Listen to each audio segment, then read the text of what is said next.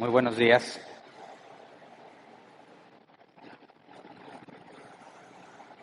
Después de celebrar nuestro aniversario, vamos a retomar nuestro tema de estudio. Estamos analizando el tema de la humanidad y la semana antepasada estudiamos el tema de depravación total. Así que quiero hacer un breve resumen porque sé que cuando nuestro cerebro no repite la información, tendemos a olvidarla. El cerebro la archiva como algo no necesariamente útil y nos cuesta trabajo recordarlo. Así que por eso se van a dar cuenta que cada domingo hago un breve resumen de lo que vimos el domingo pasado para entrar en el contexto de la enseñanza, pero sobre todo porque en este caso particular, todas estas partes que estamos viendo de la humanidad son secuenciales y son necesarias para poder ir comprendiendo las partes siguientes. Así que veamos un breve resumen. La semana pasada analizamos la frase nadie es perfecto, ¿verdad? Y dijimos que universalmente es aceptada, ¿verdad? Cristianos y no cristianos lo aceptan. Y convirtiéndola a términos bíblicos, con distintos pasajes concluimos que la frase nadie es perfecto es lo mismo a decir todos somos pecadores. Si todos somos pecadores, nos hicimos la siguiente pregunta.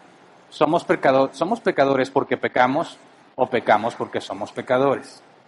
En esta pregunta veíamos las dos formas en las que los cristianos interpretan el problema de la naturaleza humana. Ya demostramos en temas pasados que todos somos malos, ¿verdad?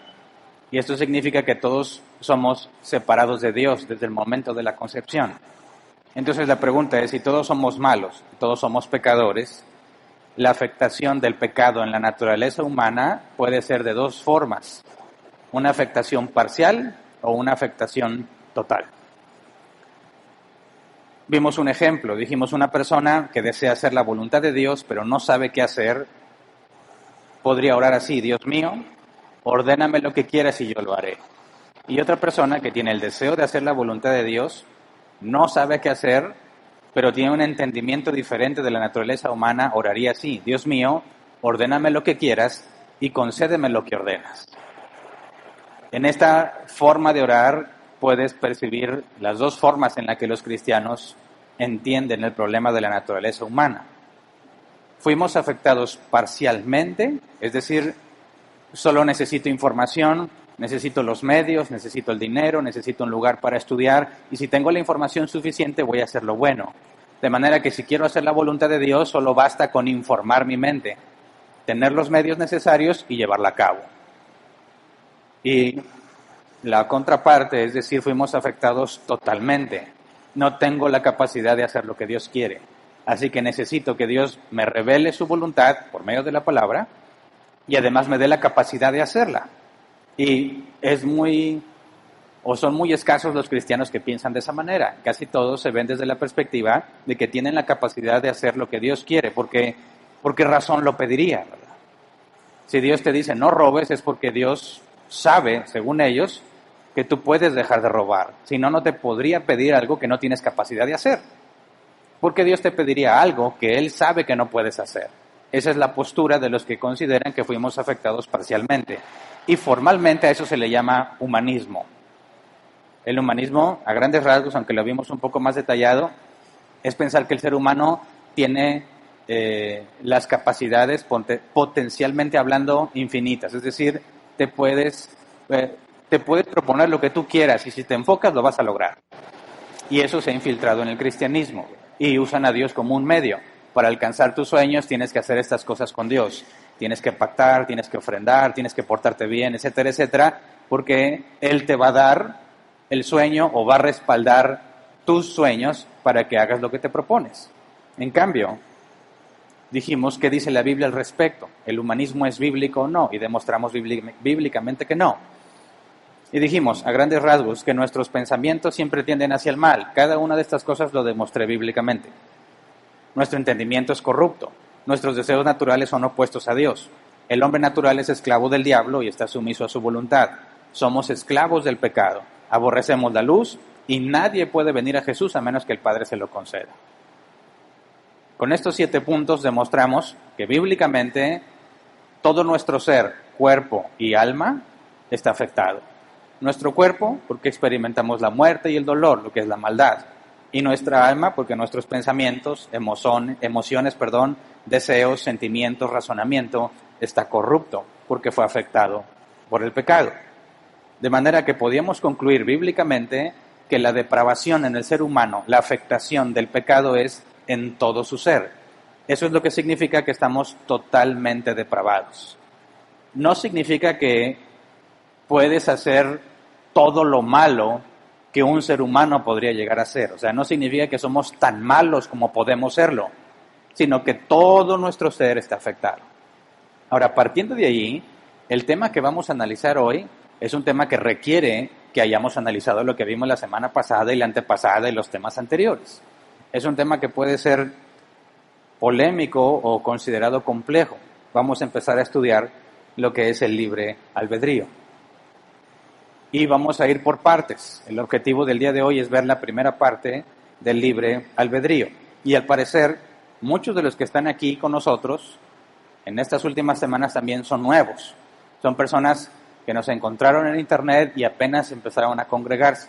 Y estoy consciente que muchos de estos términos que estoy usando, como depravación total, son términos que escuchan por primera vez en su vida, aunque tengan muchos años como cristianos. Yo tuve 13 años como cristiano y jamás escuché ese término. Es más, jamás escuché nada de lo que hemos empezado a estudiar desde la humanidad. Así que entiendo perfectamente que puede ser confuso para algunos que no están familiarizados con esos conceptos y cuando los escuchen de mí, puede ser que haya incluso un tipo de choque, ¿verdad? Es decir, oye, no acabo de comprender porque toda mi vida de cristiano me enseñaron algo totalmente diferente. Así que mi intención es irme despacio con estos temas, tratando de ser lo más claro y práctico posible, para que, considerando aquellos que nos acompañan recientemente, puedan tener una base mucho más fundamental que aquellos que yo sé que ya tienen tiempo en árbol plantado, ya nos hemos metido a estudiar estos temas, aunque fue hace como 3 años, y a lo mejor ya muchos ni se acuerdan, pero asumo que ya saben de qué estoy hablando, mínimo ya tienen la idea, así que para los que son miembros de árbol plantado y saben que estos temas los hemos tratado con cierta profundidad, les pido que, 1, reconozcan que ya no se acuerdan de todo, y número 2, ténganme paciencia, porque a lo mejor van a considerar que me estoy yendo a niveles muy, muy, muy básicos, que ya sabemos. Pero como hay muchos nuevos entre nosotros, es necesario que lleguemos a esa profundidad para que todos podamos avanzar juntos. Y aprovecho de una vez, partiendo de lo que mencionaba Ismael al principio, hay muchos nuevos entre nosotros y no hemos podido atenderlos como se merecen. Siempre que había una persona nueva nos buscábamos acercarnos y platicar y saber cómo llegar o en qué podemos servirle, pero como tenemos esto de la pandemia no podemos hacerlo, ¿verdad? Y lo peor es que todos traen cubrebocas, entonces es bien difícil memorizar los ojos de las personas, ¿verdad? Qué vergüenza que dice, oye, ¿vienes por primera vez? No, ya tengo 2 meses viniendo, ¿verdad? Ah, perdón, es que con el cubrebocas no sé quién es quién, ¿verdad? Así que perdónenos, estamos pensando la manera de poder acercarnos y poder ser más útiles y serviciales con los que vienen por primera vez, que quizás puedan sentirse desorientados, ¿verdad? Entonces, pido disculpas por eso y estamos trabajando en ver una manera más efectiva de llegar a todos ustedes. Así que para el día de hoy, y asegurarme que vamos juntos en esto y que no los pierdo en el camino, hemos visto hasta ahorita 1, 2, 3, 4, 5, 6 temas, y con este va a ser el número 7, 6 partes o subtemas hablando de la humanidad desde la perspectiva bíblica. El primero fue el cuerpo, ¿qué es el humano? Dijimos el tema se llama cuerpo y alma, y hablamos bíblicamente qué compone un ser humano, qué es un ser humano. Después vimos el tema del alma, ¿verdad? La parte no material en el ser humano, donde está la capacidad de razonamiento abstracto, las emociones, la conciencia, los recuerdos, la memoria. Aunque algunos piensan que está albergado solamente en el cerebro, bíblicamente demostramos que el alma permanece después de la muerte del cuerpo y que recuerda quién es y tiene conciencia, sabe que es un yo, esa alma, de manera que aunque el cerebro es una parte inseparable del ser humano, la esencia, la capacidad de razonamiento abstracto está en la parte inmaterial. De ahí vimos el estado intermedio, qué pasa cuando morimos, ¿verdad? Después vimos el tema hombre y mujer, bíblicamente definir lo que la Biblia habla sobre hombres y mujeres en el sentido de su origen y lo comparamos con la ideología de género. Y demostramos que lo que la ideología del género afirma es antibíblico, contrario a la Escritura. Ningún cristiano debería estar afirmando la ideología de género porque se supone que el cristiano afirma la Escritura como palabra de Dios, ¿verdad? Después vimos el tema de naturaleza humana, donde concluimos que todos somos malos. Es decir, con la definición de lo que es el mal, bíblicamente hablando, todos estamos separados de Dios desde el momento de la concepción. Y la semana antepasada vimos la depravación total. Todo nuestro ser fue afectado por el pecado. Así que el tema de hoy tiene que ver directamente con lo que vimos en la depravación total. Y antes de empezar a estudiar la Escritura, vamos a orar para ponernos en manos de Dios. Señor, concédenos según tu misericordia la capacidad de razonar bíblicamente. Permítenos, Señor, buscar por medio de tu palabra las cosas que no están a la vista. Tu palabra dice que tú eres galardonador de los que te buscan, Señor, y eso es lo que te rogamos el día de hoy. Venimos a buscarte por medio de tu palabra. Queremos entender cada vez más, Señor, lo que tú has escrito, lo que has revelado, y sabemos que no lo podemos hacer sin tu Espíritu Santo en nosotros. Así que te rogamos que nos des, Señor, según tu voluntad, según tu misericordia, la capacidad de entender, de manera que podamos saber qué creemos, por qué lo creemos, cómo lo aplicamos y cómo lo enseñamos a otros. Así que nos ponemos en tus manos confiando que estamos pidiendo de acuerdo a tu voluntad, y tu palabra dice que si pedimos conforme a tu voluntad nos será hecho. Gracias. Amén.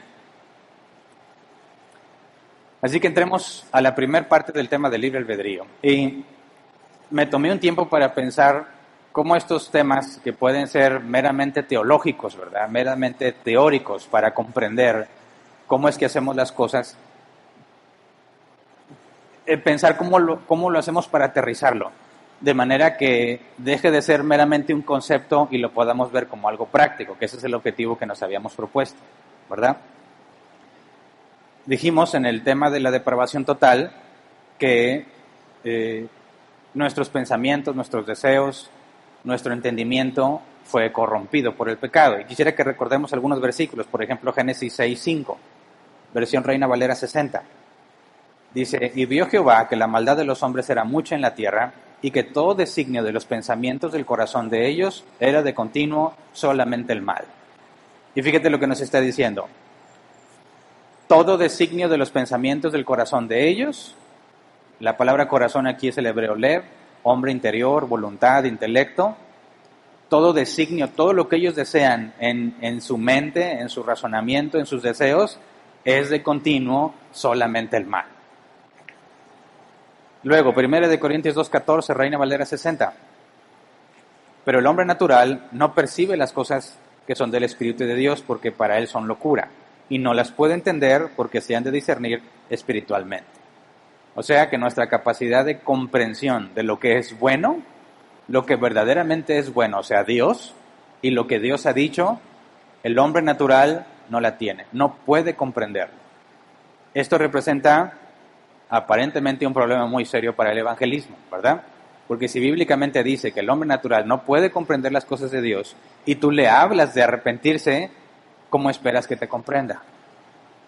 Algunos toman alternativas, como decir es que hay que cambiar el mensaje, hay que hacerlo más parecido a lo que ellos esperan. Y por eso cambian las reuniones y cambian el mensaje y te prometen cosas que la Biblia no dice que te van a dar, pero tratan de convencerte. Pero bíblicamente hablando, todo ser humano natural, es decir, sin pasar por el nuevo nacimiento, algo que todavía no estudiamos, su entendimiento es corrupto y no puede comprender las cosas de Dios. Y luego vamos a Gálatas 5:17, también Reina Valera 60, dice, porque el deseo de la carne es contra el espíritu, y el del espíritu es contra la carne, y estos se oponen entre sí para que no hagáis lo que quisierais. Aquí está hablando de un problema que experimenta solamente el que ha nacido de nuevo. Quiere hacer la voluntad de Dios, que es las cosas del Espíritu Santo. Por eso la palabra espíritu ahí está con mayúscula. Quiere hacer las cosas que son del Espíritu de Dios, pero su carne, su naturaleza humana desea lo opuesto. De manera que nuestros deseos naturales son opuestos a la palabra de Dios. Cuando alguien dice en las películas, sigue tu corazón, Es el peor consejo bíblico que alguien podría darte, ¿verdad? Porque ¿qué es lo que advierte la Escritura? Son los deseos de la carne lo que son opuestos a Dios. Y Jesús dijo que del corazón del hombre salen los homicidios, los pleitos y todo ese tipo, los asesinatos. Así que lo peor que alguien que conoce a Dios y quiere hacer la voluntad de Dios puede hacer es seguir sus deseos. Y luego palabras de Jesús, Juan 8:34, ciertamente les aseguro que todo el que peca es esclavo del pecado, respondió Jesús. Estamos esclavizados al pecado. Y en el concepto de lo que un esclavo es en aquel entonces, es alguien que no posee voluntad propia. Solo hace lo que su amo le ordena. Y si somos esclavos de Dios, haríamos solo lo que Dios ordena. Y si somos esclavos del pecado, hacemos solamente pecado. Entonces, cuando nos habla de esclavitud, tiene que ver con nuestra capacidad de decidir, ¿verdad? Nuestra voluntad, nuestras decisiones está esclavizada por el pecado. Y una última, 2 Timoteo 2, versículos 25 y 26. Dice, así humildemente debe corregir a los adversarios con la esperanza de que Dios les conceda el arrepentimiento para conocer la verdad, de modo que se despierten y escapen de la trampa en que el diablo los tiene cautivos, sumisos a su voluntad. Y en esta última parte está hablando del hombre natural. Están cautivos a la voluntad de Satanás, hacen lo que Satanás quiere. Ahora, estos pasajes ya los analizamos, ¿verdad? Pero quería ponerlos otra vez en nuestra mente, porque esta situación, esta descripción del hombre natural, pone al hombre natural en serios problemas ante Dios, porque Dios es justo y perfecto. Y un Dios perfecto no tolera el pecado. Y si mi entendimiento, mis deseos, mis pensamientos, mi capacidad de decidir, todo tiende hacia el pecado, la humanidad está condenada. No hay esperanza para la humanidad. Y en eso consiste el Evangelio, aunque lo vamos a analizar más adelante. Pero entonces, cuando alguien escucha este tipo de cosas, yo creo que las personas que me están escuchando aquí y en cualquier momento del tiempo, cuando escuchan el video, esas personas se van a dividir en dos categorías. Los que dicen, es cierto, no merezco nada de Dios, soy un pecador.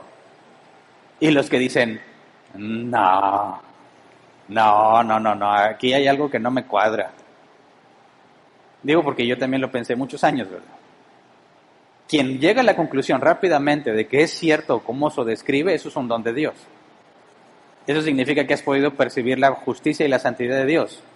Y al compararte, concluyes rápidamente, soy un ser miserable, como dijo Pablo de sí mismo, miserable de mí, ¿quién me librará de este cuerpo de muerte?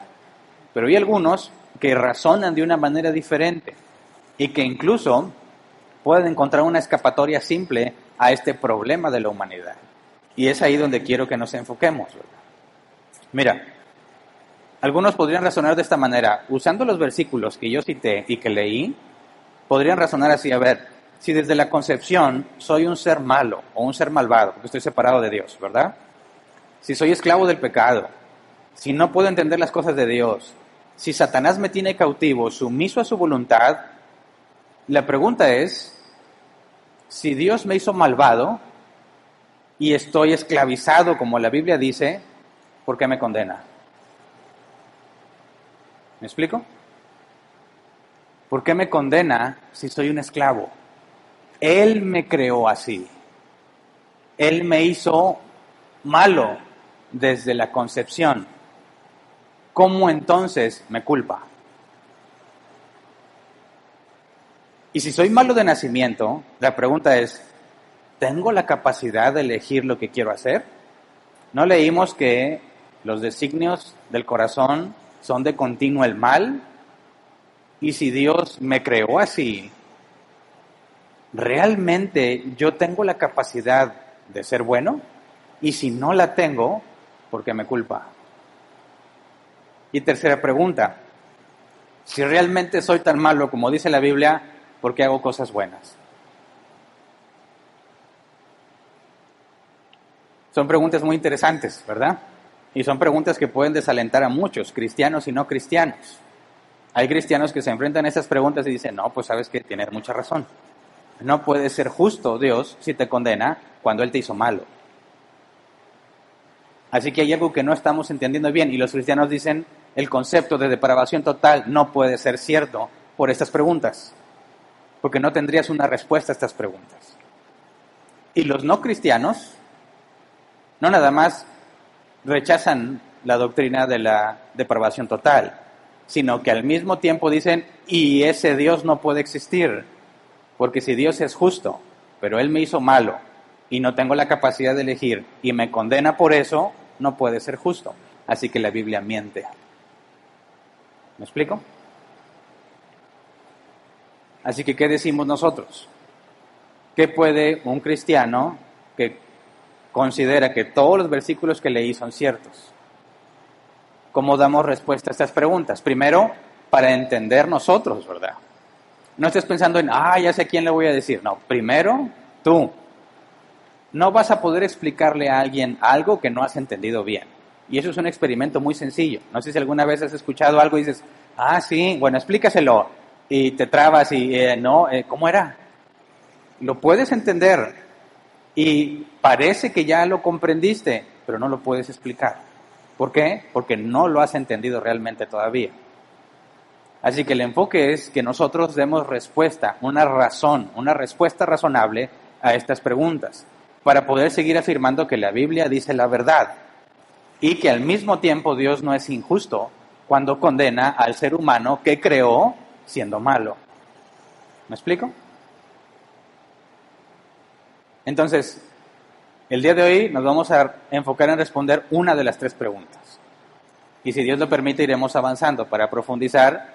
Y mi objetivo es que puedas tener información clara, entendible, para que puedas tú responder a esa pregunta cuando alguien te la haga. Pero enfócate primero en entenderla tú. No cometas el error que muchos cometen, que quieren apuntar todo lo que le van a decir a fulanito y ya no están poniendo atención para entender bien ellos, ¿verdad? No te preocupes, eso se queda tanto en Facebook como en YouTube. Puedes ir y con mucha calma los vuelves a escuchar y sacas todos los versículos. Lo importante es que ahorita razonemos juntos esto para que podamos tener claridad y de ahí partir a otras cosas que son más complejas que esta. Entonces, la primera pregunta, si Dios me hizo malvado, ¿por qué me culpa? Vamos rápidamente a la Biblia, Apocalipsis 20, 11 al 15. Apocalipsis 20, 11 al 15. Y se va a leer del anticristo. Algunos nomás escuchan Apocalipsis y se van al anticristo. No, hay muchísima más información que el anticristo, ¿verdad? Apocalipsis 20, 11 al 15. Luego vi un gran trono blanco y a alguien que estaba sentado en él. De su presencia huyeron la tierra y el cielo sin dejar rastro alguno. Vi también a los muertos, grandes y pequeños, de pie delante del trono.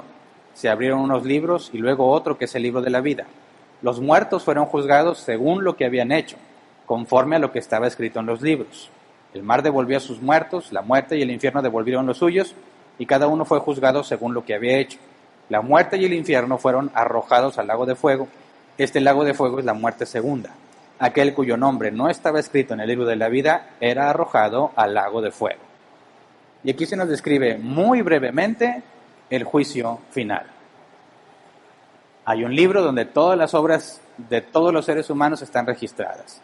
Y al momento en que dice que se abren los libros y eres juzgado según lo que está ahí, habla de justicia, imparcialidad, al hecho, a la evidencia. Esto hiciste, que merece tu acción, ¿verdad? Cuando dice aquel cuyo nombre al final no estaba escrito en el libro de la vida, era arrojado al lago de fuego. El libro de la vida es un tema que no vamos a ver todavía. Aquí la esencia de eso es el Evangelio, cómo eres librado de ese juicio final. Pero ahorita nos enfocamos en dar respuesta a las preguntas que vimos empezando de si Dios me hizo malo, ¿por qué me culpa? Así que ahí hay mucho que analizar, pero lo vamos a ver más adelante si Dios lo permite. Entonces, lo que podemos concluir claramente en Apocalipsis 20 es que hay un juicio basado en evidencia, ¿verdad?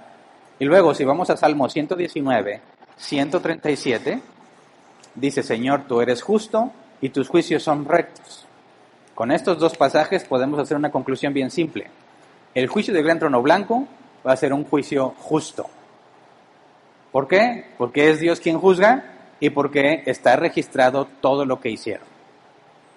Así que todos aquellos que van a ser juzgados en el juicio del gran trono blanco van a ser arrojados al infierno, al lago de fuego. Y es un acto de justicia. ¿verdad? Si Dios es justo y va a condenar a los pecadores, entonces deben ser responsables por sus acciones, ¿no? Si no son responsables de sus acciones y Dios los condena, ya no es un juicio justo.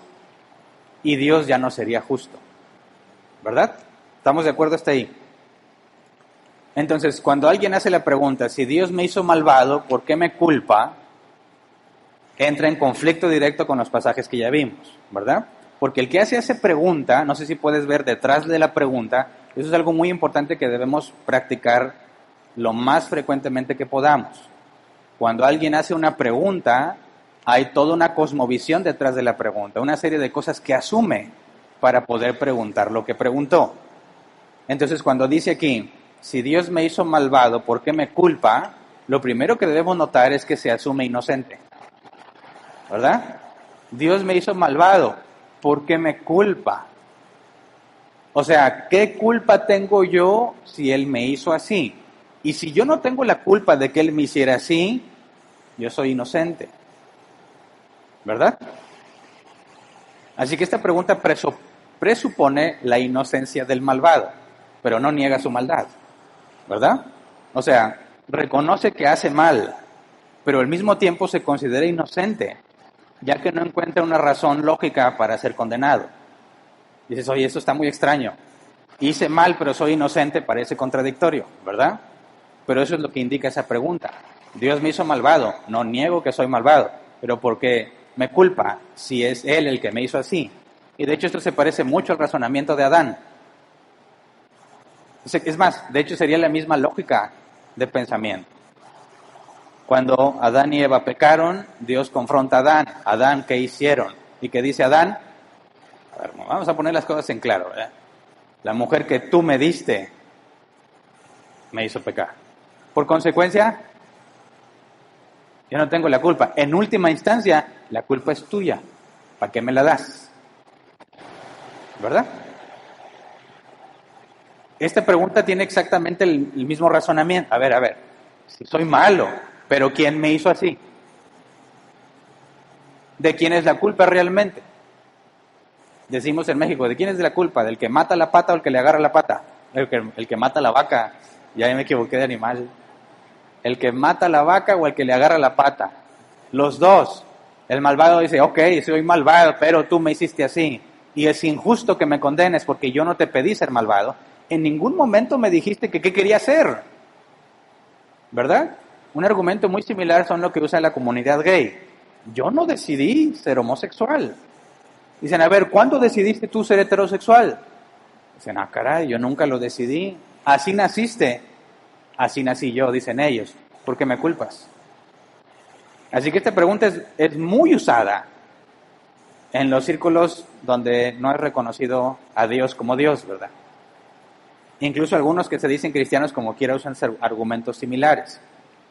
Pero quiero tratar de poner un ejemplo más cotidiano y tratar de dejarlo, o sea, tratar de quitarle un poco lo abstracto. Y se me ocurre este ejemplo, a ver si funciona. Y a lo mejor se identifican muchos. Imagínate esta situación. Una mamá tiene un hijo adolescente que tiene muchas ganas de aprender a manejar. Y esta mamá sabe perfectamente que este muchachito es capaz de ir a agarrar el carro cuando ella no esté, para aprender a manejar él solo o con sus amigos. Así que esta mamá, que se preocupa por el bien de su hijo y por el bienestar material de su carro y de ella misma, pone una regla.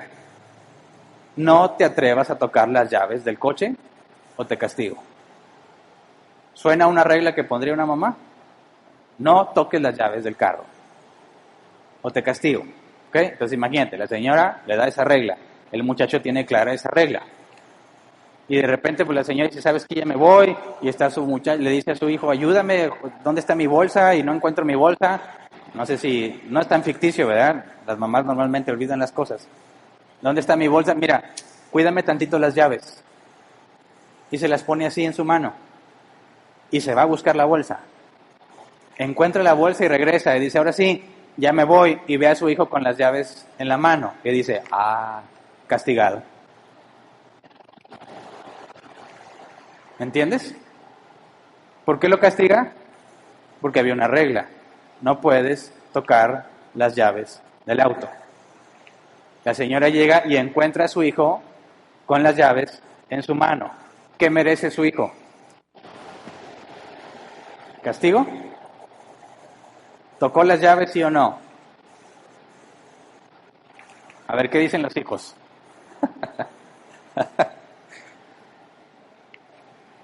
¿Es el hijo culpable de tocar las llaves? ¿Es justo que el hijo sea castigado? ¿Es justa esta mujer al castigar a su hijo? Esa es la problemática que muchos usan cuando hacen la pregunta, si Dios me hizo malo, ¿por qué me culpa? Dios me dice, no hagas lo malo o te condeno, pero me hace malo. Él me hizo malo. Y luego me condena porque hice lo malo, pero Él me dio esa maldad. Él me pudo haber creado bueno o no, pero me creó malo. Y luego me culpa por ser malo. ¿Cómo? ¿Cómo es justo Dios y cómo es justo eso? Pregúntale al muchacho, a ver, ¿es justo? ¿Qué te va a decir él? A ver, no niego que tenía las llaves en la mano. No niego que conozco la regla de no tocar las llaves. Pero ¿quién me las puso en la mano? ¿Mm?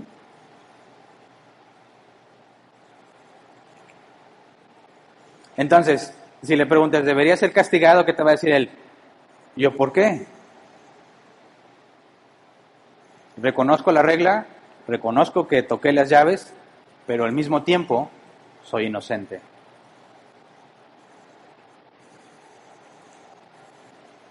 De ahí surge otra pregunta, a ver, ¿por qué tocaste las llaves? Le preguntas al chico. ¿Por qué tocaste las llaves?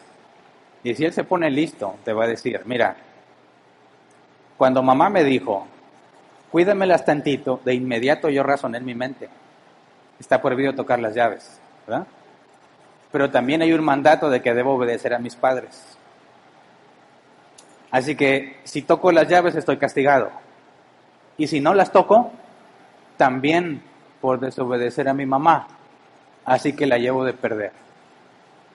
Escogí el menor mal, ayudar a mi mamá. La obedezco, aunque quebranté la otra regla. ¿Tú crees que soy culpable? O sea, ¿tenía opción de decidir? Si toma las llaves, castigo. Si no las toma, castigo por desobedecer a su mamá. ¿Tenía la capacidad de elegir o no la tenía? ¿Quiénes dicen sí la tenía? Vamos a hacer esto más dinámico. Quiero saber quién es quién. Sin miedo. Sí la tenía. Ojo, si no la tiene y Dios lo declara culpable, Dios no es justo. ¿Verdad? Para que Dios sea justo, tiene que tener la capacidad de elegir. La pregunta es, en el ejemplo que te doy, que lo puedes transportar al concepto de la condenación. Dios te dice, no seas malo, pero te hace malo. Ah, hiciste lo malo, te condeno. ¿Tiene este chico la capacidad de elegir sí o no? Levante la mano. Los que digan que sí, hacen a Dios justo.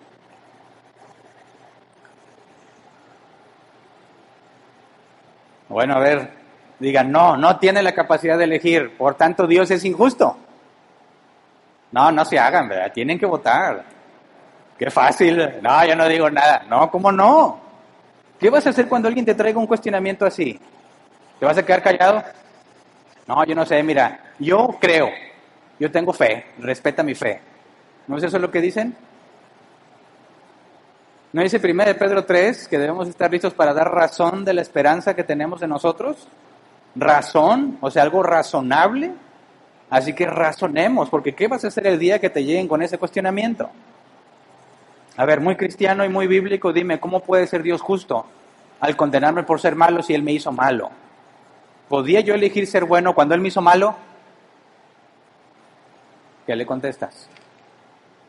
Él ya sabe que cualquiera de las dos te va a meter en un problema. Y precisamente te va a llevar a ese punto, porque Él ya lo pensó, Él ya lo meditó, Él ya sabe que nadie lo puede responder, o casi nadie. Y entonces va y te pregunta. ¿Y sabes qué? No va a preguntártelo estando tú y él solos.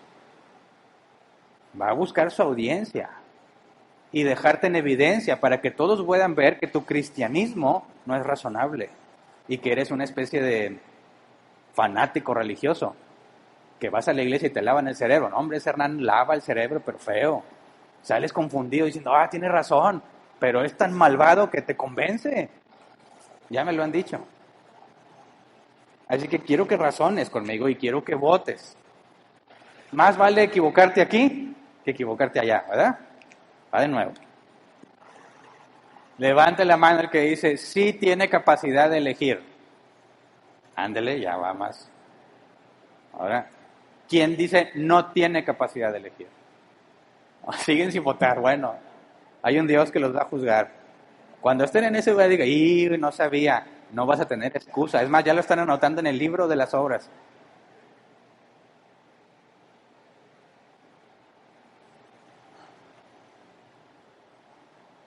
¿Tiene la capacidad de elegir? Si no la tiene, Dios no lo puede condenar. Pero no podemos negar que quebrantó un mandato. Ahí está el problema. Y tenemos 3 preguntas para responder. Y en este ejemplo hay 2, ¿verdad? ¿Por qué me culpa si soy malo? Si Él me hizo malo. Y la otra es, si soy malo, ¿tengo la capacidad de elegir? Esas 2 preguntas están en ese ejemplo, ¿verdad? El punto es que para responder esas 2, tenemos que responder primero la tercera. Intencionalmente quería llevarte aquí para que veas el problema y que veas que es complejo decidir. Y si te resulta complejo decidir es porque te falta información. Si tienes la información completa, vas a poder razonar bíblicamente. Por eso, la tercera pregunta es la que vamos a responder el día de hoy, para poder regresar a las otras 2 primeras, si Dios lo permite, las próximas semanas. Entonces, tenemos esto. La Biblia dice que Dios es justo y va a juzgar a todos y los va a condenar por su pecado. Hay otras personas que dicen que Dios no puede ser justo si los condena porque Dios así los hizo. Alguien está mal, ¿verdad? Los 2 no pueden tener razón. Eso es algo muy importante.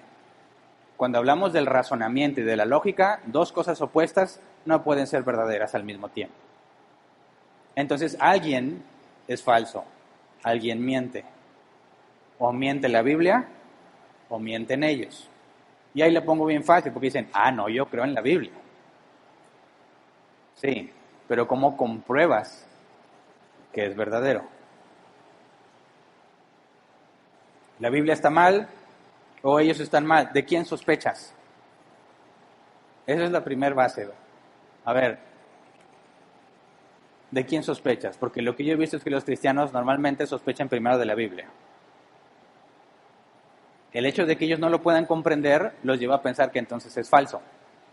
En lugar de decir, no lo he comprendido bien, dicen, entonces no es cierto lo que dice la Biblia. O sea, viene alguien y les dice algo que contradice la Escritura y como ellos no lo saben resolver, dicen, se me hace que me han engañado, ese Hernán me engañó. Pero piensa, ya hemos hablado, si la palabra es inspirada por Dios y viene de Dios, y Jesús es el verbo en griego, el logos, de donde viene la palabra lógica. El concepto logos en griego es el orden en el universo. Si Jesús es ese orden y de ahí tenemos la lógica y el razonamiento, ¿cómo puede ser que la palabra de Dios no sea razonable? Así que razonar lógicamente es razonar como Dios, porque es Cristo el logos. Entonces no debiéramos poner la sospecha en la Biblia. Tendríamos que decir, para empezar, voy a sospechar de mí porque a lo mejor no lo he entendido bien. Y una vez que yo lo entienda bien, entonces ya pongo mi sospecha en alguien más. Así que respondamos la tercera pregunta. Si soy malo, ¿por qué hago cosas buenas? Pregunto, ¿alguna vez has hecho alguna cosa buena? Levante su mano el que dice sí. Al menos una.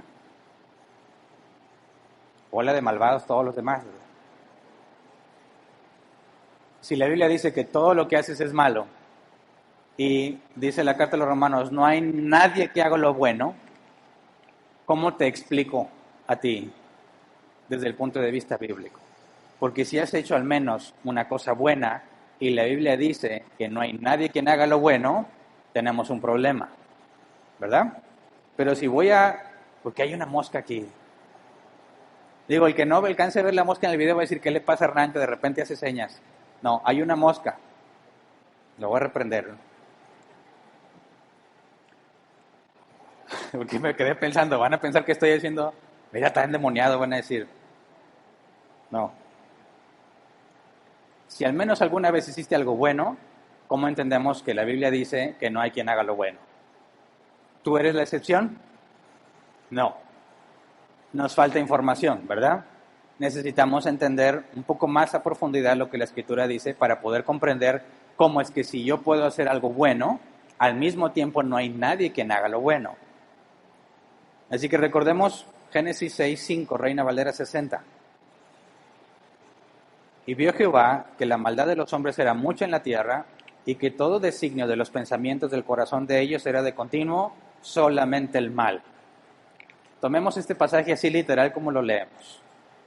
Si todo designio de los pensamientos míos es de continuo el mal, significará esto que un día en la mañana me levanto y digo, yo tengo muchas ganas de hacer el mal. Tengo unos planes muy malvados para el día de hoy, ya que todo designio de mis pensamientos es de continuo el mal, ¿verdad? ¿Alguno de ustedes dijo, mira, pues hoy tengo como que ganas de hacer algo malo? Sí lo han hecho, lo reconocerán. Pero si todo designio, todo pensamiento es de continuo el mal, deberíamos concluir, así como se lee, que todas las personas constantemente están pensando qué maldad hacer. Y cualquiera diría, eso no es cierto, no es cierto.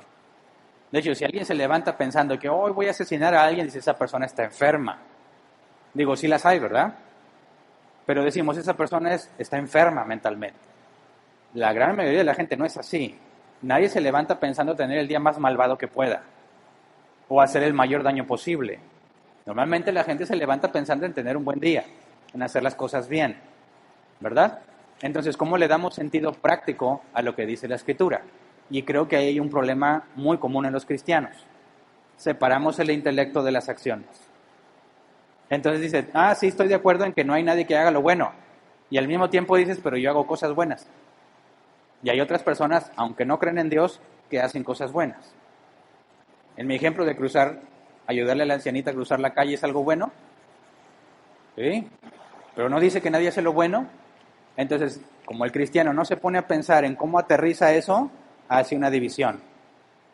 Esto es lo que la Biblia dice, esto es lo que la realidad dice. Y cuando tienen que tomar decisiones reales, normalmente no van a la Biblia, van a su experiencia del mundo real. ¿Por qué? Porque no han aterrizado la Biblia a su realidad. Y por eso decidimos tan mal como muchas veces lo hacemos. No estamos acostumbrados a filtrar nuestras decisiones con la Escritura antes de decidir. Decimos, a ver, ¿es esto? Sí, yo creo que sí. ¿Cómo llegaste a esa conclusión? Normalmente se hace, todos lo hacen, no tiene nada de malo, no le veo problema, no me molesta hacerlo, tengo ganas de hacerlo, pero nunca es la Biblia dice. Y no dicen, es que no me sé la Biblia entera, o sea, tú quieres que diga, oye, ¿quieres una dona de pan? ¿Qué dice la Biblia? ¿Dónde dice, y no comeréis, o comeréis? Bueno, ¿tiene levadura? Que hay unos versículos que hablan de eso, ¿verdad? Sí tiene levadura. ¿Soy israelita? Entonces sí puedo. No estoy hablando de ese extremo, ¿verdad? Hablo de razonar bíblicamente, de entender lo que la Biblia dice y cómo mis decisiones tienen que partir del razonamiento bíblico para saber si lo que hago contradice o no lo que la Escritura enseña, aunque no tengo un versículo en la memoria que me diga si es válido o no. De hecho, muchas cosas en tu vida diaria no vas a encontrar un versículo que haga referencia a eso. Pero si el principio, el razonamiento detrás de entender qué es el pecado, te va a llevar a evitar muchas cosas si lo comprendes bien. Entonces, cuando hablamos de alguien que es totalmente depravado, que es malo desde su concepción, haciendo cosas buenas, es una tarea que tenemos que darnos a analizar para poder darle sentido a la Escritura. Así que vamos por favor a Génesis 2:9. Si dijéramos en términos generales, la mayoría de las personas desea hacer el bien, ¿no? ¿Sí? La mayoría de las personas desea hacer el bien. No creo que se levanten pensando planes malvados para su día. Pero cuando hablamos de que la mayoría de las personas busca hacer el bien, lo primero que tenemos que filtrar es qué es el bien. Y eso ya lo estudiamos. Pero quiero que demos un breve repaso para poder llegar a una conclusión que no habíamos llegado. Génesis 2:9. Dios el Señor hizo que creciera toda clase de árboles hermosos, los cuales daban frutos buenos y apetecibles. En medio del jardín hizo crecer el árbol de la vida y también el árbol del conocimiento del bien y del mal. Esta es la primera vez que se menciona la palabra mal en la Biblia. Y lo habíamos analizado hace como 3 o 4 temas. La palabra bien es el hebreo tov, placentero, agradable, bueno. La palabra mal es el hebreo ra, maldad, angustia, miseria, calamidad, no placentero, adversidad. Como podemos ver, son cosas opuestas, ¿verdad? Salmo 119:68 dice, tú eres bueno y haces el bien. Enséñame tus decretos. De ahí sacamos una conclusión, ¿verdad? Si lo malo, el mal es opuesto al bien y la bondad es un atributo de Dios, Dios es bueno, por consecuencia el mal es lo opuesto a la naturaleza de Dios, que es el bien. Dijimos también que el mal no es algo, sino la ausencia de algo, ¿verdad? Pusimos como ejemplo el frío.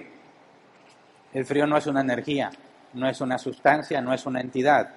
El frío es lo que se percibe o lo que se experimenta en la ausencia del calor, y el calor sí es una energía.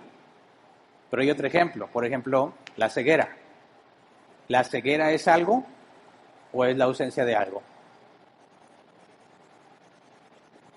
La ceguera es la descripción de alguien que no tiene el sentido de la vista. Así como el frío no es algo, la ceguera tampoco, sino la ausencia de otra cosa. Y de esa manera hablábamos del mal. El mal, por consecuencia, si el mal es lo opuesto a Dios, pero el mal no existe, no es algo, el mal es la ausencia o la privación de los atributos de Dios. Entonces, aquello que es bueno es aquello que es de acuerdo a la naturaleza de Dios. Aquello que es malo es aquello que es opuesto a la naturaleza de Dios. El mal, por consecuencia, es la privación de los atributos o la ausencia del bien, los atributos de Dios. Entonces, cuando Adán y Eva tomaron la decisión de comer el fruto prohibido, tomaron una decisión muy importante. El árbol de la ciencia del bien y del mal, la palabra ciencia en hebreo viene del hebreo yada, que es conocimiento experiencial, algo que aprendes por experiencia propia. Y Dios en toda la creación, cada día al final de los 7 dijo que todo era bueno. De manera que comer ese árbol era experimentar algo opuesto a lo que Dios se había hecho. En otras palabras, era ausentarse de todo lo que Dios se había hecho. Si todo en el Edén era bueno y todo en la creación era bueno, y ellos les dicen, el día que comas de este fruto vas a experimentar lo bueno que ya experimentas y lo malo. Para experimentar lo malo, ¿qué se requería?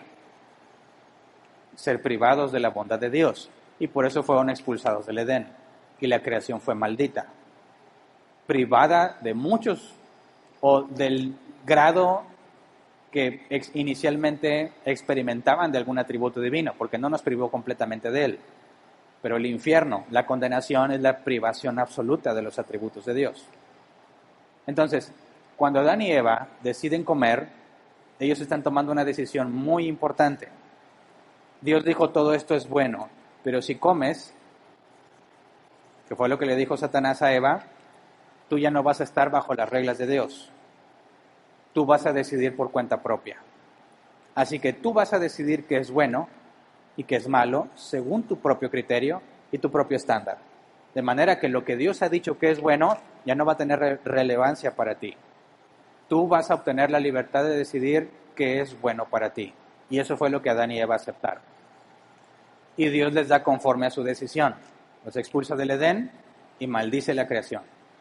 de manera que ellos experimenten qué es lo malo, privados de Dios, y ahora tienen la capacidad de definir por sí mismos qué es bueno. Así que Romanos 5:12 dice, por medio de un solo hombre el pecado entró en el mundo, y por medio del pecado entró la muerte. Fue así como la muerte pasó a toda la humanidad porque todos pecaron. Eso nos describe a nosotros. La misma capacidad que ellos adquirieron de decidir por cuenta propia qué es bueno y qué es malo, la tenemos cada uno de nosotros y la usamos cada día de nuestra vida. ¿Verdad? Entonces, cuando decimos que nadie se levanta deseando hacer lo malo, tenemos que darle un sentido a esa frase, porque decimos que por consecuencia muchos se levantan deseando hacer el bien. Pero ¿cuál bien? ¿Qué es ese bien que ellos quieren hacer? ¿El bien, o sea, Dios, o su propia percepción del bien? ¿Me explico? ¿Quieres hacer lo bueno? Sí, pero bueno comparado con qué? ¿Tomas el estándar de Dios para definir qué es bueno y eso es lo que quieres hacer? ¿O tomas tu propia referencia? Para mí esto es lo mejor y eso es lo que quiero hacer. ¿Se entiende la diferencia? Adán y Eva obtuvieron esa capacidad por decisión propia y nosotros la heredamos de ellos. La naturaleza humana, cuando decimos que todos somos malos, y ya lo vimos, somos separados de Dios, implica que tenemos la capacidad de por nosotros mismos definir qué es bueno y qué es malo y perseguir lo que mejor nos parezca. Pero podríamos decir con un gran grado de certeza que la gran mayoría de nosotros busca lo bueno. Bueno según su propio parecer. Y allí empezamos a ver distinciones importantes. Porque cuando la Biblia dice que nadie hace lo bueno, me está hablando del estándar divino, no de lo que tú crees que es bueno. Y cuando dices que has hecho algo bueno, yo te preguntaría, ¿bueno bajo qué estándar? ¿Me explico? Pero mira, pongamos un ejemplo que debe ser algo obvio para todos. El adulterio es malo, ¿estamos de acuerdo? Es algo casi universalmente aceptado, aunque en Estados Unidos ya quieren meter conceptos de poliamor y eso, donde minimizan y casi eliminan el problema del adulterio. Pero podríamos decir que el adulterio es una enorme injusticia, es algo muy doloroso y destruye las familias. ¿Por qué entonces las personas adulteran? En el ejemplo que yo puse, alguien se levantó y dijo, hoy me siento como que para adulterar. Hoy voy a destruir mi familia. Me dan ganas. O voy a provocarles un daño terrible a mis hijos. Porque sí. ¿Alguien piensa eso? Sin embargo, adultera. ¿Por qué? ¿Por qué adulteró? Si sabe que es muy dañino, que es injusto y que puede destruir a su familia. Porque lo hace. ¿Se levantó decidido a hacer el mal? Mira, ¿qué hizo nuestro gobierno con el problema del tabaquismo? Fumar es malo, ¿verdad? Antes no venía en los comerciales eso. Tenían que poner fumar es causa de cáncer, en todos lados. En los comerciales, en la publicidad impresa, en la cajetilla de cigarros. ¿Funcionó? Fumar da cáncer. A mí no me va a dar. Checa las estadísticas, a muchísima gente. Yo tengo un tío que nunca le dio. ¿No son los argumentos? Ok, ponle una foto ahí.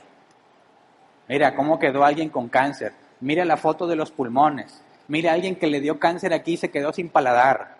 Mira a una mujer que le tuvieron que cortar un seno. Y dicen, está feo. Y siguen fumando. ¿Por qué? ¿Por qué?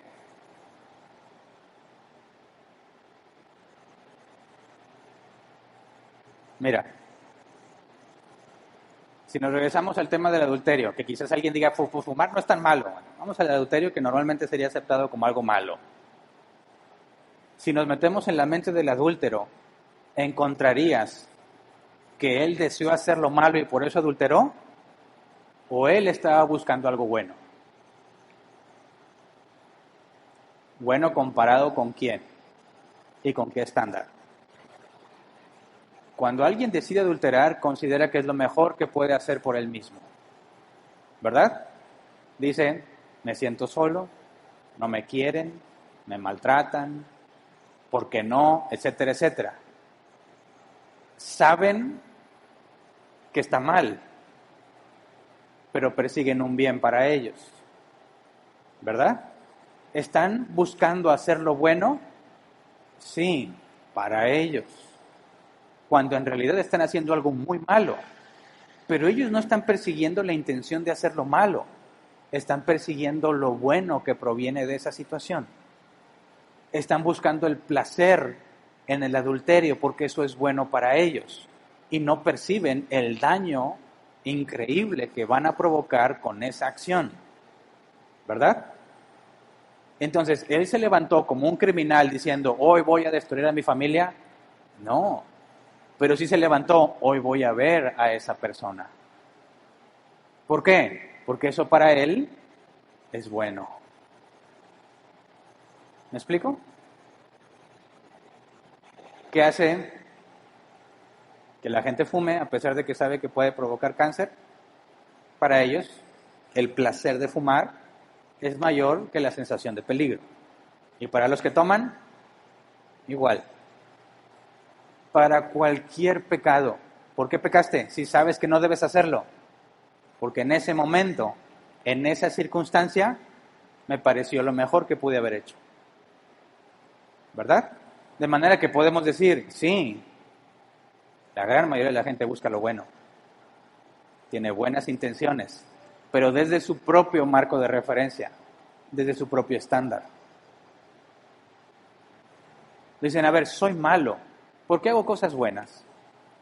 Lo primero que tenemos que preguntarnos es, en el caso del adúltero, en el caso del fumador, en el caso del borracho, en el caso de un violador, ¿tuvieron la capacidad de evitar adulterar, de evitar fumar, de evitar matar, de evitar violar? ¿Tuvieron la capacidad? Sí, claro que sí. ¿Y por qué no lo hicieron? Porque seguían o persiguieron el máximo bien para ellos.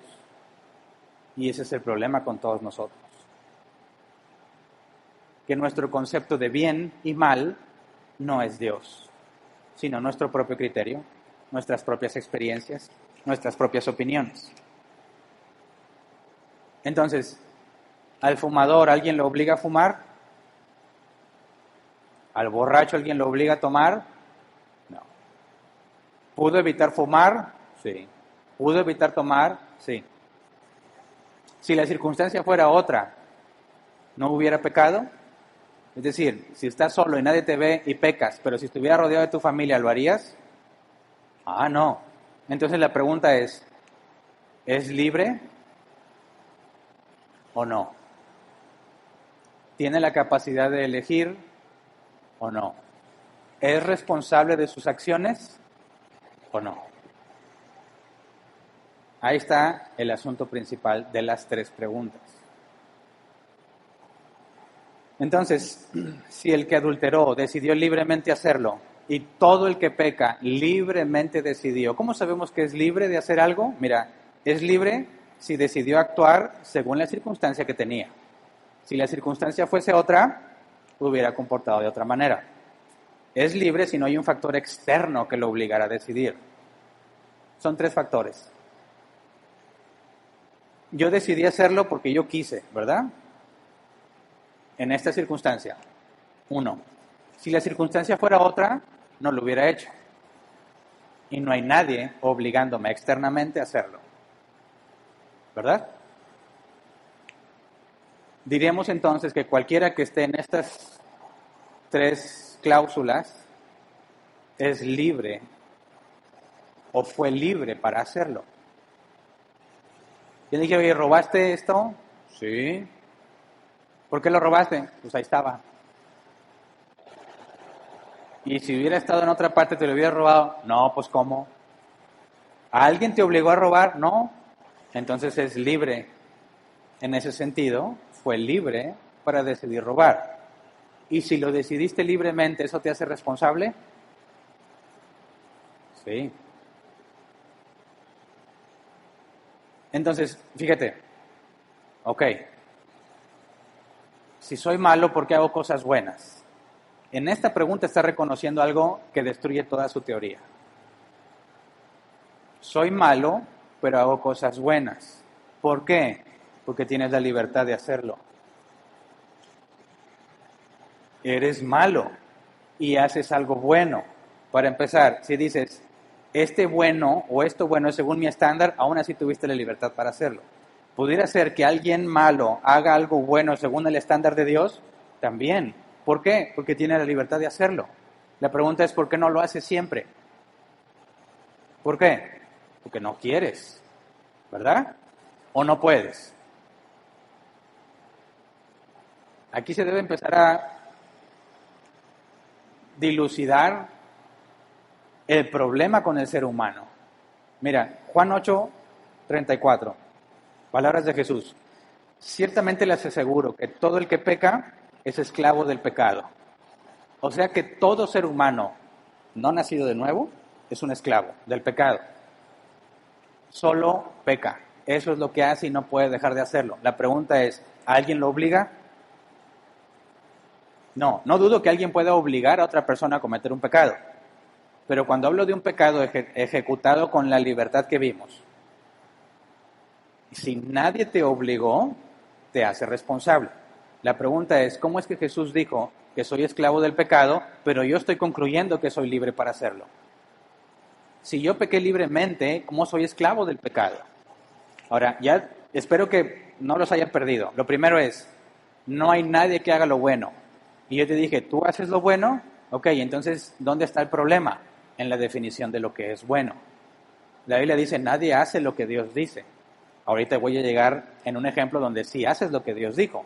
Pero en el ejemplo general de alguien que no conoce a Dios, se la pasan haciendo cosas buenas según su propio criterio. Así que no hay ningún problema con lo que la Biblia dice, porque la Biblia está hablando en términos bíblicos. Pero cuando alguien dice que hace cosas buenas, está hablando en sus propios términos. Ahí no hay una contradicción entre la Biblia y las personas. El problema es tu punto de referencia, de dónde partes. Dices, no, pues todos hacemos cosas buenas, yo quiero hacer cosas buenas, la Biblia está mal, tienes un razonamiento muy deficiente. Porque donde pones la confianza es en la palabra inspirada por Dios y de ahí interpretas la realidad, no al revés. No interpretamos la Biblia según nuestra experiencia, sino interpretamos nuestra experiencia según la Biblia. Como cuando alguien dice, yo nací de nuevo, ¿cómo sabes? Porque hice una oración de fe. ¿Y eso qué? Sentí bien bonito aquí. Pero no dice la Biblia que no depende del que quiere ni del que corre, sino de Dios que tiene misericordia. Pero yo sentí bien bonito. Así que yo confío en lo que yo digo. Dile a un Rayado o un Tigrillo qué siente cuando su equipo en la final mete el gol decisivo. ¿Va a sentir bonito? ¿Por qué? ¿Tuvo alguna experiencia con Dios? ¿Sobrenatural? El hecho de que tú hayas hecho una oración y hayas sentido bonito, ¿significa que la Biblia está mal? ¿Tu experiencia está por encima de lo que la Biblia dice? No. Emociones pueden tener cualquiera. Es más, de los asesinos en serie más salvajes y agresivos, tenían experiencias casi religiosas cuando mataban a sus víctimas. No partimos de lo que sentimos para explicar la Biblia. Partimos de la Biblia para explicar lo que sentimos. Yo hago las cosas buenas, quiero hacer las cosas buenas, sí, pero ¿qué es eso bueno? Porque la Biblia dice que nadie hace lo bueno. Ah, ok, ya entiendo. Bueno es lo que Dios dice. No, yo ni en cuenta con Dios, yo hago lo que mejor me parece. Entonces la Biblia tiene razón y tú estás mal, aunque tú estás seguro que tu intención es buena. ¿Me explico? Ahora, cuando Jesús dice que somos esclavos del pecado, pero decimos que libremente pecas, aquí hay otra aparente contradicción. Si peco libremente, no puedo ser esclavo del pecado, ¿o sí? ¿O en qué sentido me habla la Biblia? Y ahí tendríamos que profundizar un poco más. La clave está en saber por qué pecas. ¿Te has puesto a pensar por qué pecas? Ya dijimos, aparentemente estás persiguiendo un bien desde tu perspectiva. Pero ¿por qué, si eres libre para decidir pecar o no pecar, la pregunta es, ¿por qué no dejas de pecar? Hace años estaba hablando sobre el libre albedrío y en la sección de preguntas alguien dijo, yo soy libre. ¿Cómo sabes que eres totalmente libre? Porque yo puedo hacer lo que yo quiera. Ok, hagamos un experimento simple. ¿Puedes dejar de pecar? ¿Sí? ¿Entonces eres libre o no? Si alguien dice, yo soy libre, que deje de pecar ahora mismo y para siempre, porque tiene la libertad para hacerlo. Pero nadie puede decir que es libre si peca. Y cuando Jesús dice, el que peca es esclavo del pecado, hacia allá nos está apuntando. Tenemos cierta libertad, y por eso el tema es libre albedrío, pero tenemos que profundizar cómo hacemos lo que hacemos para entender esa libertad, que en efecto la tenemos, pero al mismo tiempo, esta libertad nos hace seguir siendo esclavizados por el pecado. Entonces, de aquí voy a tomar, para no hacerlo muy extenso por cuestión de tiempo,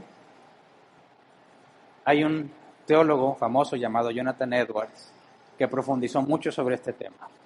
Y es muy interesante lo que él dice al respecto.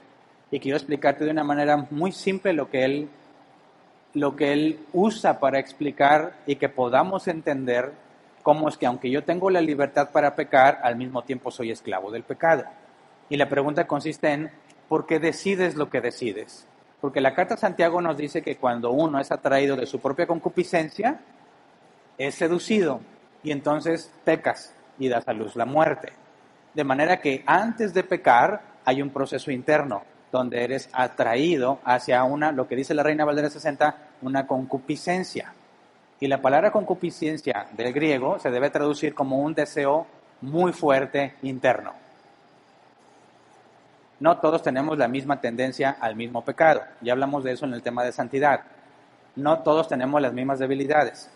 La vaca no se puede burlar del león porque no puede dejar de comer carne. Y el león no se puede burlar de la vaca porque no puede dejar de comer pasto. Porque la vaca necesita el pasto. Y decirle que no coma es casi imposible para ella, como el león necesita la carne. La vaca no se puede jactar porque ella no come carne, como si fuera mérito de ella. Y el león no se puede jactar por no comer hierba como si fuera mérito de él. Así que tenemos distintas debilidades. El asunto es que, ¿por qué decidiste hacer lo que sabes que está mal? Bueno, lo que explica Jonathan Edwards es tratar de explicar qué es la voluntad.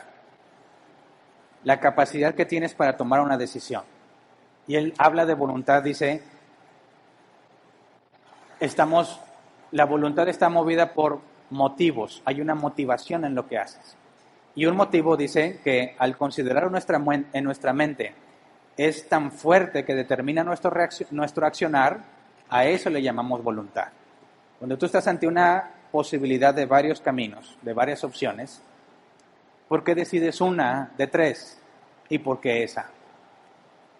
Si te pongo A, B y C y tú escoges B, la pregunta es ¿por qué B? ¿Por qué no escogiste A o C? Bueno, pues porque si hablamos de comida, una hamburguesa, unos tacos, un hot dog. ¿Cuál escoges? Pues, ¿hamburguesa o tacos? Hamburguesa y tacos. ¿Por qué? ¿Por qué el hot dog no? No se me antoja. Ayer comí. Pero entre hamburguesa y tacos, está difícil. Tacos. ¿Por qué? No sé, el aceitito y se me antojó más. Tu motivo, tu deseo más fuerte, te lleva a tomar la decisión. ¿Me explico? Las chicas cuando dicen, tengo dos propuestas, fulanito y menganito, ¿a cuál le digo que sí? ¿Cuál te gusta más? Los dos. ¿Cuál te trata mejor? Los dos. Bueno, pero ¿cómo te imaginas tú con él? Bien chido. ¿Y cómo te imaginas con otro? Bueno, sí le he encontrado detallitos en su carácter. Pero no, nada que preocuparse. Y entonces tienes que empezar a indagar cuál es un patrón de referencia, por qué uno o el otro. Ese procedimiento lo hacemos siempre ante cualquier opción. Siempre. Aún la opción más simple. Me voy a bajar del coche ¿Paso por delante o paso por atrás? No sé, es inmediato. Hay mucho sol, tengo calor, voy a caminar más así, mejor por aquí. Y aunque sea inconsciente, tú ya decías, ¿por qué por aquí siempre hago esto? Pero la decisión se toma, hay un proceso. Lo que dice Jonathan Edwards es, tu voluntad, tu decisión va a ser siempre lo que te motiva con mayor intensidad, lo que te resulta más atractivo. Y cuando él habla de motivo, dice todo aquello que nos mueve, incita o invita a tomar una decisión. Puede ser una sola cosa o muchas. Tu motivación más fuerte te va a llevar a decidir. Cuando alguien se pone a dieta, lucha con eso, ¿verdad? Tengo una enorme motivación por comerme esta hamburguesa. Sé lo que voy a sentir cuando la muerda y ya me lo estoy imaginando. Ay, hasta me lo pasé. Pero estoy a dieta. ¿Qué vas a hacer? ¿Te la vas a comer o no? ¿O le vas a dar una mordida al tomate? ¿Qué vas a escoger? Depende. ¿Cuál te motiva más? Una hamburguesilla. Ayer hice ejercicio. Hombre, hoy voy a ejercitarme, pero... Y se va. Tu motivación más fuerte fue comer. ¿Qué hace que alguien deje de comer? Su motivación más fuerte es adelgazar. Cuando alguien está a dieta rigurosa y después la deja, es porque ahora su motivación más fuerte es el placer de comer. Y así, ahí está el punto. Decides lo que más te atrae. Eso coincide con la descripción de Santiago. Cada uno de su propia concupiscencia, de un deseo interno muy fuerte. Entonces, tienes la oportunidad de hacer el bien o el mal. ¿Qué vas a decidir? Lo que te motive más. El hombre natural, ¿hacia dónde van todos sus sentimientos? Hacia el mal, lo opuesto a Dios. Pero ¿por qué si no está pensando en el mal? Porque para él es un bien. Es lo que más lo atrae, es lo que más lo motiva. Y por eso decide. ¿Me explico? De aquí distinguimos dos cosas. Hablamos de una capacidad natural y una capacidad moral. ¿Qué es la moral? ¿Alguien sabe? Cuando hablamos de moral, ¿de qué hablamos? Hay dos definiciones simples. Uno, el conjunto de cosas que la gente hace donde vives. Por ejemplo, me acuerdo mucho que si tú conoces a la gente de rancho, le decimos aquí, ellos normalmente no van a pedir a la novia, ¿verdad? Se la roban. Oye, tu hija ya se casó, nunca hizo fiesta. No, se la llevaron. ¿Te avisó? No. Despertamos y ya no estaba. Yo digo que ya se casó. ¿No te preocupa? Hombre, si le hacen. Pero que hagan eso aquí. Me dice, ¿no está mi hija? Seguramente se casó. ¿Vas a pensar eso? Y si lo hizo, de las greñas la traigo otra vez. Moral, en una definición, es aquel conjunto de cosas prácticas que son aceptables en una sociedad y va a variar de sociedad en sociedad. Pero hay otra definición, que es el conjunto de reglas a las cuales aspira una sociedad. No realmente lo que hacen, sino lo que aspira. Por ejemplo, que no robes. Aunque muchos roban, la moral indica que no deberías robar, porque es algo a lo que apuntas, es el ideal. Cuando hablamos de los cristianos, ¿qué es la moral? Lo que la palabra de Dios dice.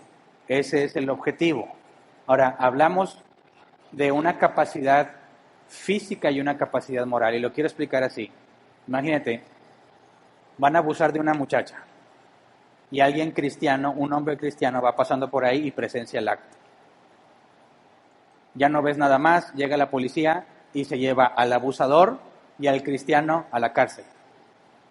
Dice, ¿por qué está el cristiano en la cárcel? Tienes que investigar porque no supiste lo que pasó. A ver, ¿por qué estás aquí? No sé, yo vi que estaban abusando de una muchacha. ¿Y?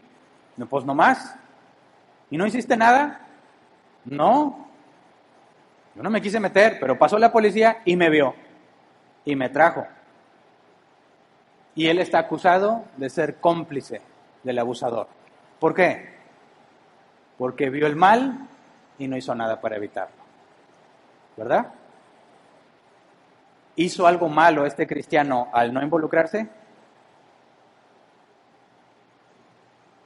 ¿No dice la Escritura que el que sabe hacer lo bueno y no lo hace, le es pecado. Ya estudiamos eso, pecas de acción o de omisión, al hacer lo malo o al no hacer lo bueno. Entonces este hombre es llevado como cómplice porque pudo haber hecho algo y no lo hizo. Pero ¿qué pasa si investigas y dices, ¿por qué no hiciste nada? Ah, porque me amagaron con una pistola. El violador no estaba solo, había otro ahí, pero ese huyó. Cuando llegó la policía me quedé yo ahí y nos llevaron a los dos. Y cuando le pregunten, ¿por qué no hiciste nada para evitarlo? Porque no pude, me tenían amagado. O imagínate que dijeron, me amarraron. Y aunque intenté, tenía la boca tapada, no pude gritar, no pude hacer nada para impedirlo. ¿Lo declararías cómplice? ¿Por qué? No hizo lo bueno que debió haber hecho, pero no pudo. Naturalmente hablando, no pudo. Entonces decimos ahí, hay una capacidad natural de hacer las cosas. ¿Lo decidí yo? ¿O Dios me movió a hacerlo? Yo lo decidí, aquí está. Tengo la capacidad natural de hacerlo. Pero si me amarras de manos, ¿puedo levantar la pluma con la mano y dejarla caer? No puedo, porque no tengo la capacidad natural de hacerlo. Ahora, cuando alguien ve la oportunidad de hacer algo bueno o algo malo y decide hacerlo, ¿es culpable o no? ¿Tenía la capacidad natural de hacerlo? Sí. ¿Lo obligaron de manera que él no se pudo refrenar? No, lo hizo. Naturalmente tuvo la capacidad de hacerlo. La pregunta es, moralmente, si tú sabes qué es lo bueno, según el estándar de Dios, ¿tengo la capacidad moral de decir, esto es lo bueno que yo voy a hacer porque decido hacerlo? ¿Sí la tienes o no la tienes? El que diga, sí la tengo, deje de pecar hoy mismo y no vuelva a hacerlo. Es la única forma de demostrar que tienes la capacidad moral para dejar de pecar. ¿Alguien de aquí la tiene? Hace tiempo escuché que alguien hasta 6 meses llegó sin pecar. ¿Alguien tiene la capacidad moral para dejar de pecar? No. ¿Pero a alguien de aquí lo obligan a pecar? No. Ahí está el problema. Fíjate bien, si no puedes dejar de pecar, ¿es porque te lo impiden o porque no quieres? Porque no quieres. Ahí está el asunto. Llegas a un tribunal, el tribunal del gran trono blanco, y se abren los libros. Mentiste. ¿Cómo te declaras? Ah, pero sale nuestro amigo de la pregunta. Estaba esperando que me preguntaras eso, Dios. Mira, la Biblia dice que soy malo de nacimiento, ¿eh? Que todos mis pensamientos tienden al mal, que mi pensamiento no puede comprender lo que tú has dicho, que mi voluntad está afectada por el pecado porque soy esclavo del pecado y que soy sumiso a la voluntad de Satanás. No niego lo que hice, pero ¿cómo me vas a condenar? ¿Cómo me vas a condenar si tú me hiciste así? ¿Qué responderías? ¿Mentiste porque quisiste? ¿Sí? ¿Te pareció que eso era lo mejor que podías hacer? ¿Sí? Si estuvieras en otra circunstancia, ¿no hubieras mentido? No. ¿Te obligaron a mentir? No. Entonces eres culpable. ¿Pero me hiciste malo? Sí, pero con la capacidad natural de hacer lo bueno. ¿Me explico? No quieres hacerlo, eso es otra cosa. Si alguien dice, es que yo soy un asesino porque mis genes así me hicieron. Entonces, lo siento, no podemos hacerle nada porque así nació. No, a ver, ¿tienes un instinto, un deseo de matar? Sí, ¿pero te obligaron a hacerlo? No. ¿Lo hiciste porque quisiste? Sí. Si hubieras estado en otra circunstancia, ¿no lo hubieras matado? No, eres culpable. ¿Por qué si mis genes está? Porque tu genética no te obliga, tú libremente decidiste hacerlo. Entonces, si soy malo, ¿por qué hago cosas buenas? Porque tienes la capacidad natural de hacerlo. Y muchas veces puede ser que coincida que lo que tú consideras bueno, realmente sea bueno. Pero no lo hiciste para Dios, ni porque crees en Dios, ni porque conoces la ley de Dios. Lo hiciste persiguiendo tu propio bien. ¿Eso te hace inocente? No, sigue siendo culpable. ¿Me explico? Ahora, ¿quién necesita un Salvador?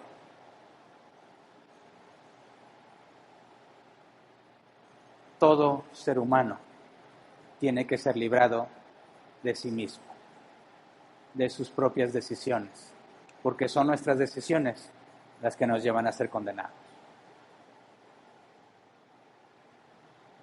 Esta es la condenación, dijo Jesús, Juan 3:19. Esta es la causa de la condenación, que la luz vino al mundo, pero la humanidad prefirió las tinieblas a la luz porque sus hechos eran perversos. Prefirió. Reina Valera 60, amaron más las tinieblas. Ese es el problema. Haces lo que mejor te parece, porque quieres. Cuando a alguien le hablas del Evangelio, si entiendes esto, ¿en qué debe estar centrado el Evangelio? En la necesidad de todo ser humano. Primero, reconocer que es malvado y que sus deseos de continuo son el mal. ¿Por qué el mal? Porque usa su propia referencia para definir qué es el bien. ¿Y por qué es un esclavo? Porque sigue decidiendo según sus deseos más fuertes. Así que tendría sentido que diga, Dios tiene un plan maravilloso para tu vida. Por eso debes hacerte cristiano, porque Dios te va a llevar a lugares que tú no te imaginas. No, gracias, ya he viajado mucho, así estoy bien. No, espérame. Dios te va a dar abundancia. Tengo mucho, gracias. No, es que no me estás entendiendo. Dios va a arreglar tus problemas. Tu familia ya no va a tener problemas. Mi familia está bien, gracias. De seguro tienes un familiar enfermo. Dios tiene poder para sanarlo.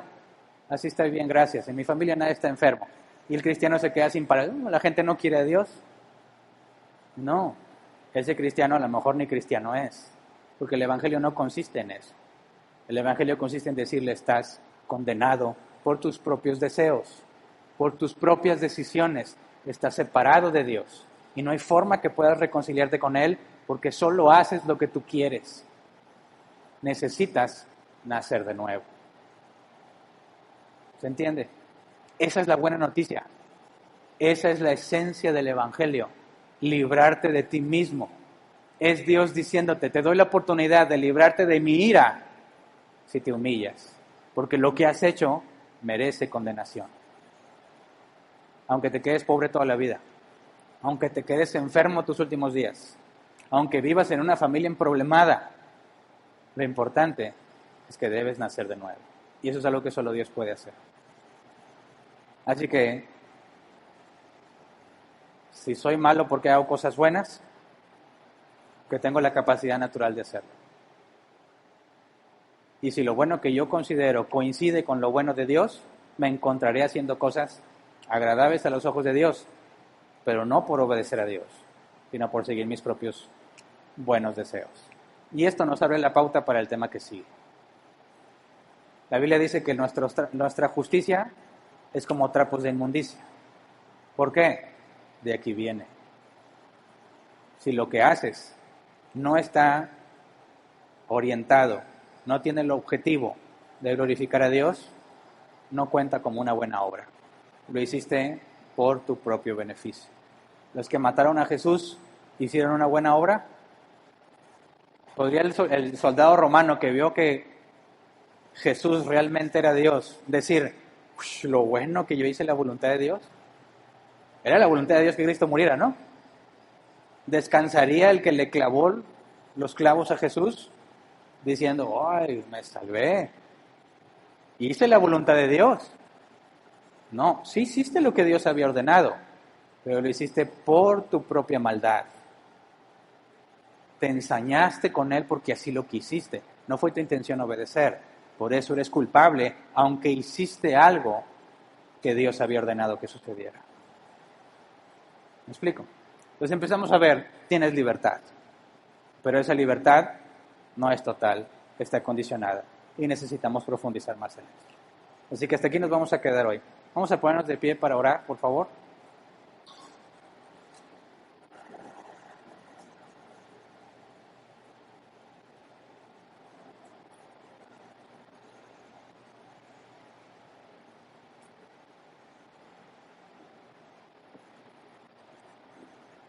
Hay un pasaje en Nehemías que describe a Nehemías y otros sacerdotes leyendo la palabra de Dios al pueblo. Y dice que la explicaban y la decían de tal manera que se entendiera su contexto. Y los que la escuchaban empezaron a llorar. Les estaban leyendo la ley. La pregunta es ¿por qué lloraron? No hubo alabanza bonita, no había luces que apagar, no hubo llamados al altar, pero empezaron a llorar. ¿Por qué? Porque Dios les permitió darse cuenta de quiénes son. Y esa es la esencia de la vida cristiana cada vez que nos congregamos y cada vez que lees la Escritura y cada vez que hablas de Dios. Tiene que haber una conciencia continua de quién eres. Y a pesar de que nos hizo nacer de nuevo, seguimos en este cuerpo de muerte. Y sigo decidiendo hacer lo malo. Y eso es peor que cuando no conocía a Dios, porque ahora le conozco. Y conozco su palabra. Y conozco sus mandatos. Y venimos y los estudiamos. Y aún así salimos y decidimos que lo mejor que podemos hacer es traicionarlo.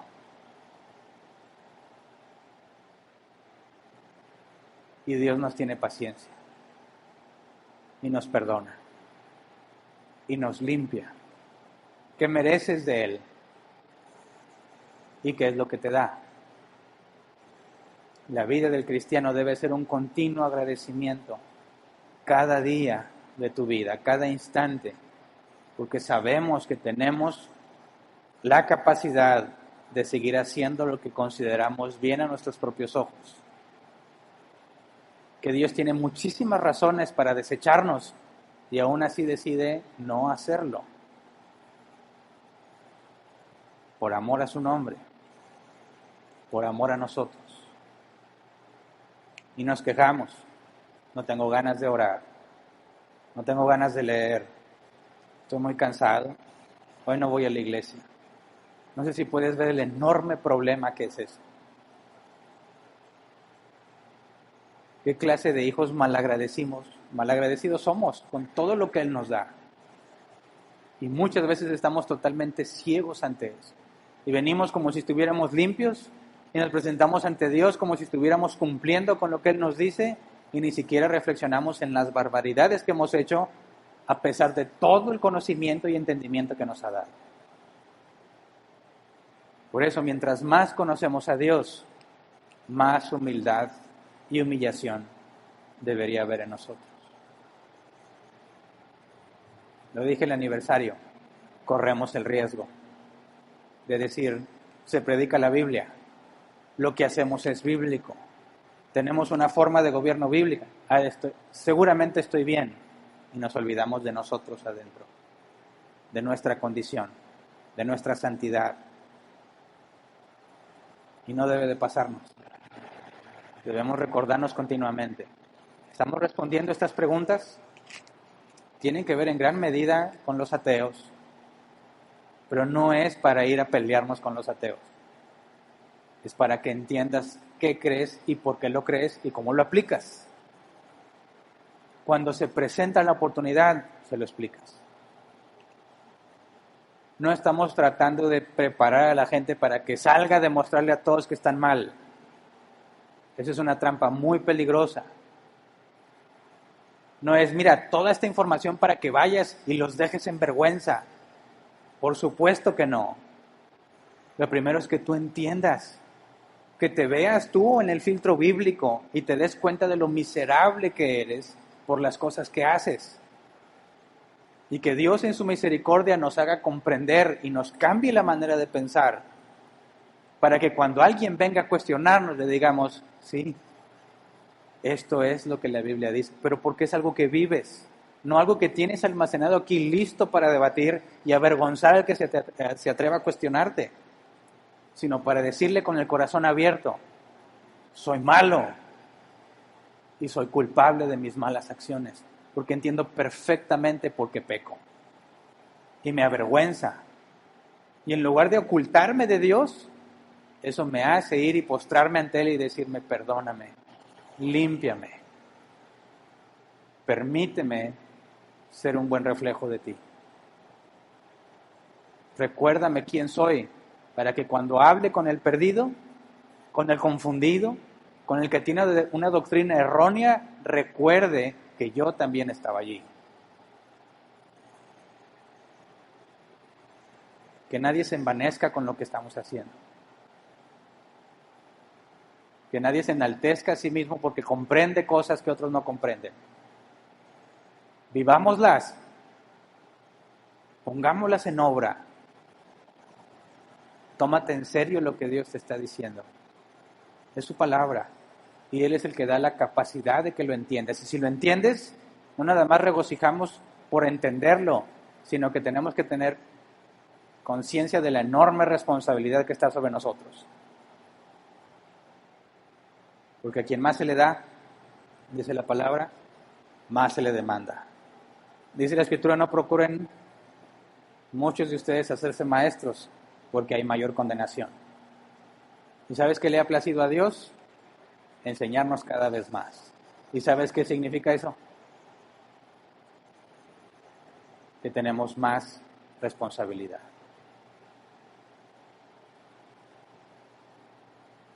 Así que espero que Dios nos conceda lo que les concedió a aquellos con el templo destruido, escuchando la palabra de Dios,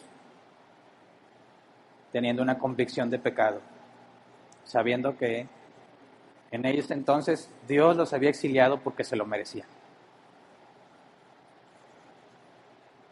Por su propio pecado, por su propia maldad. Pero, aún a pesar de eso, Dios se mantuvo fiel a su promesa. Lo mismo pasa con nosotros. Nuestros pecados nos meten en muchos problemas, pero Dios sigue fiel. Ahí está. Con paciencia nos trata, con paciencia nos disciplina, con paciencia nos enseña. Él es el que hace la obra y tenemos que estar conscientes de eso. Nos corresponde decir, Señor, cámbiame. No me dejes tomar mis propias decisiones. No me dejes decidir según lo que me parece mejor. Enséñame a hacer tu voluntad. Esa es la principal necesidad de nosotros.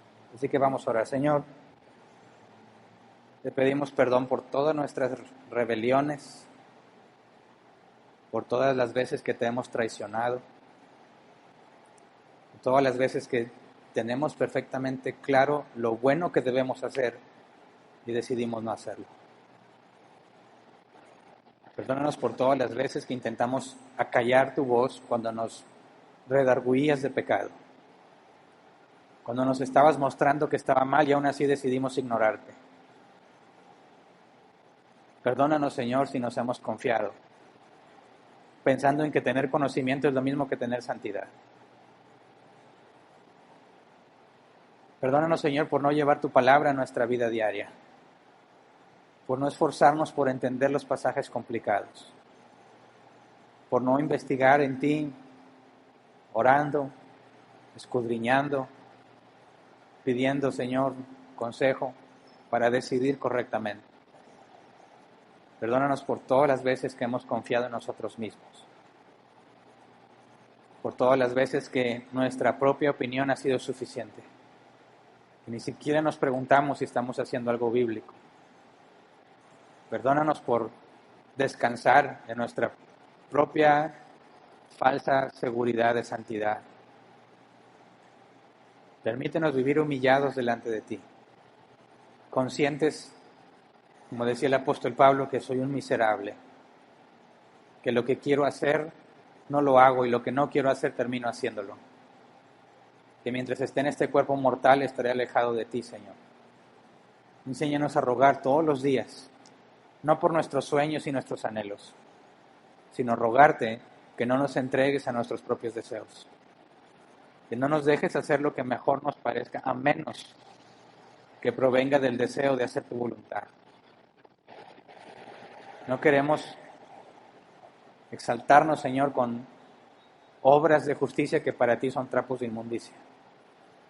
Queremos que tú seas exaltado, Señor, cuando hacemos tu voluntad. Queremos que nuestras obras hablen de ti y no de nosotros mismos. Queremos que a todos les quede claro que somos personas llenas de errores, pero con un Dios perfecto. Que somos personas infieles, pero con un Dios fiel. De manera que si perseveramos en tu obra y si perseveramos en tu ministerio es porque tú nos sostienes. Concédenos, Padre, que en medio de nuestros errores, aún a pesar de nuestros errores, puedan reconocerte a ti, Señor, en nuestras vidas. Que cuando nos rebelamos, Señor, y nos extraviamos, tu disciplina sea un testimonio para todos aquellos que nos conocen. Que no piensen, Señor, que nosotros somos algo, sino que quede claro que no somos nada. Que tú eres el foco central de todas nuestras reuniones, el foco central, el objetivo primordial de todo lo que estudiamos y de todo lo que hacemos, Señor. Para que tu nombre sea glorificado a pesar de nuestras debilidades, a pesar de nuestros defectos. Que tu nombre sea exaltado porque solo tú eres digno de alabanza. Que ninguno de nosotros, Señor, busque apropiarse de lo que te corresponde. Que siempre podamos con humildad reconocer que solamente somos siervos, esclavos en el mejor de los casos, Señor. Y que aun si hacemos todo lo que nos has pedido, como dice tu palabra, siervos inútiles somos. Así que, Padre, danos la humildad, danos la capacidad de vernos, Señor, con tus ojos. Saber que hemos sido aceptados no por nuestros méritos, sino por los de Cristo. Saber que podemos acudir a ti, porque por Cristo, Señor, podemos entrar confiadamente al trono de la gracia, para limpiar las manchas en nuestras vestiduras, para recibir la fuerza para seguir luchando. Concédenos ser buenos soldados tuyos, Señor, que estén dispuestos a entregar la vida con tal de no desobedecerte. Gracias por toda tu paciencia y por toda tu misericordia. En el nombre de Jesús. Amén. Pueden sentarse.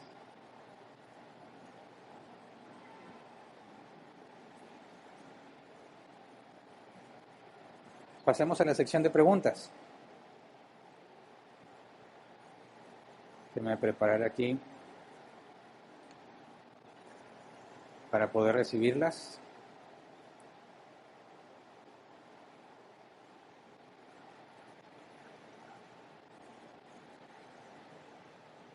A los que nos visiten por primera vez, no sé si me pueden ayudar a poner el código QR en los proyectores. Por razones de las restricciones sanitarias no podemos llevar el micrófono ahí contigo. Así que tenemos que hacerlo en línea. Tenemos un grupo de WhatsApp donde cualquiera que se inscriba por medio de escanear el código, entras a tu WhatsApp, pones configuración, viene una opción de escanear código, sea Android o iPhone, y en automático al escanear el código te agrega ese grupo. Eso indica que puedes hacer tu pregunta directamente y yo estoy en ese grupo de manera que la recibo inmediatamente.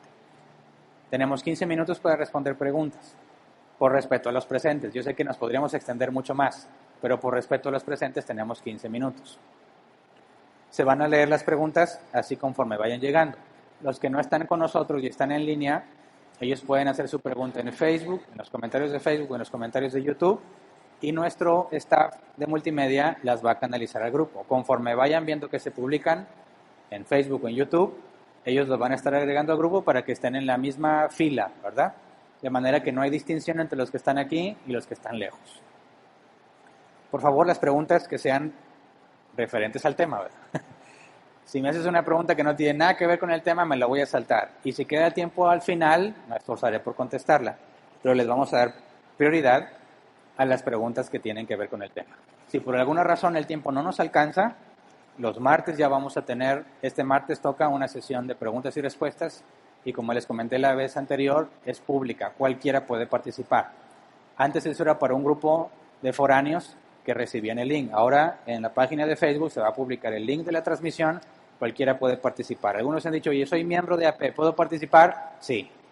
No soy cristiano, ¿puedo participar? Claro, mientras hables con respeto, ¿verdad? Y cualquier tipo de pregunta, obviamente mientras sea bíblica, voy a hacer mi esfuerzo por contestarla. Si por alguna razón en ese momento no tengo la respuesta, me la llevo de tarea y en la próxima sesión doy la respuesta. ¿Ok? Así que empezamos con las preguntas. Dice Juan Villarreal, entonces la esclavitud del pecado está fomentada en las emociones, no tanto en las emociones, sino en la voluntad, en la capacidad que tenemos de hacer lo que nosotros consideramos como bueno. Más adelante vamos a hablar qué capacidades tenía Adán, ¿verdad?, cuando tomó sus decisiones, y qué capacidades vamos a tener cuando tengamos el cuerpo glorificado. Pero ahorita tenemos un serio problema en nuestra capacidad moral. Decidimos lo que nuestro deseo más fuerte o nuestra motivación más fuerte es. Muchas veces vamos a decidir cosas que no deseamos, pero nos motivan. Por ejemplo, hacer ejercicio. Quien no tiene condición y se quiere poner a hacer ejercicio, sabe que va a ser doloroso, que va a ser muy difícil, que va a terminar lleno de achaques y no es algo placentero, ¿verdad? Así que no voy a decir, ay, tengo muchas ganas de hacer ejercicio y por eso lo voy a hacer. No. Pero si realmente tienes un problema médico, una condición, el doctor te dijo que tienes que bajar de peso, o simplemente estás bien decidido a bajar de peso, aunque no deseas, o sea, no hay una emoción, no hay algo agradable en hacer ejercicio, tu motivación más fuerte es hacer ejercicio. Así que estarás haciendo algo desagradable, pero al mismo tiempo es algo que tú deseaste, no en el sentido de los sentidos placenteros, sino que fue lo que más te motivó a hacerlo. Así que el problema no está en las emociones como tal, sino en la motivación de lo que hacemos. Una persona puede hacer algo muy desagradable, pero con las razones suficientes se puede obligar a sí misma a hacerlo. Así que el problema está en nuestra capacidad de decidir en la voluntad. Rosa Ramírez, entonces el libre albedrío es la capacidad natural que tenemos de elegir hacer el bien o el mal. Hasta ahorita todavía no acabamos de explicarlo todo, pero lo que llevamos ahorita es que sí, tienes una capacidad natural de hacer lo bueno y lo malo, porque tienes los medios, ¿verdad?, para hacerlo y nadie te lo impide. Pero más adelante vamos a profundizar en la capacidad moral para ver cómo están las limitantes, de manera que aunque tenemos libre albedrío, es un libre albedrío limitado. Siguiente, Sara Córdoba, pastor, si un cristiano cae en pecado y va a Cristo en arrepentimiento y fe, ¿puede caer en el mismo pecado? Y en ese caso es esclavo del pecado. No. Mira, Jesús dijo que el árbol lo conoces por sus frutos, ¿verdad? El buen árbol no puede dar mal fruto y viceversa. El mal árbol no puede dar un buen fruto. Puede ser que un cristiano tenga un área débil donde le cuesta trabajo permanecer firme y ante la tentación peca, pero Dios le da conciencia de pecado y esta persona se esfuerza por dejar de pecar. Tú vas a ver una lucha constante en esa persona, aunque tropiece una y otra vez, esos siguen siendo tropiezos, ¿verdad? No es una práctica. El que es del mundo practica el pecado, el Hijo de Dios no practica el pecado. Es posible, y todos lo sabemos por experiencia, que el Hijo de Dios tropiece, pero hay una distinción entre tropezar y practicar. Creo que fue Spurgeon quien dijo que la diferencia entre una oveja y un puerco es que la oveja puede enlodarse, pero el puerco lo disfruta. ¿Se entiende? Entonces, ¿es posible que un cristiano se enlode? Sí. Muchas veces, sí. Pero siempre va a repudiar eso. Siempre va a acudir a Dios buscando arrepentimiento. Cuando Dios le dé arrepentimiento, va a dejar de pecar en eso, pero va a enfrentarse a otras cosas. Sin embargo, aquel que dice, yo no quiero, pero lo hace, y lo hace, y lo hace, y internamente lo disfruta. Y sabe que, bueno, al cabo le pido perdón a Dios, y ya no es un tropiezo, es una práctica.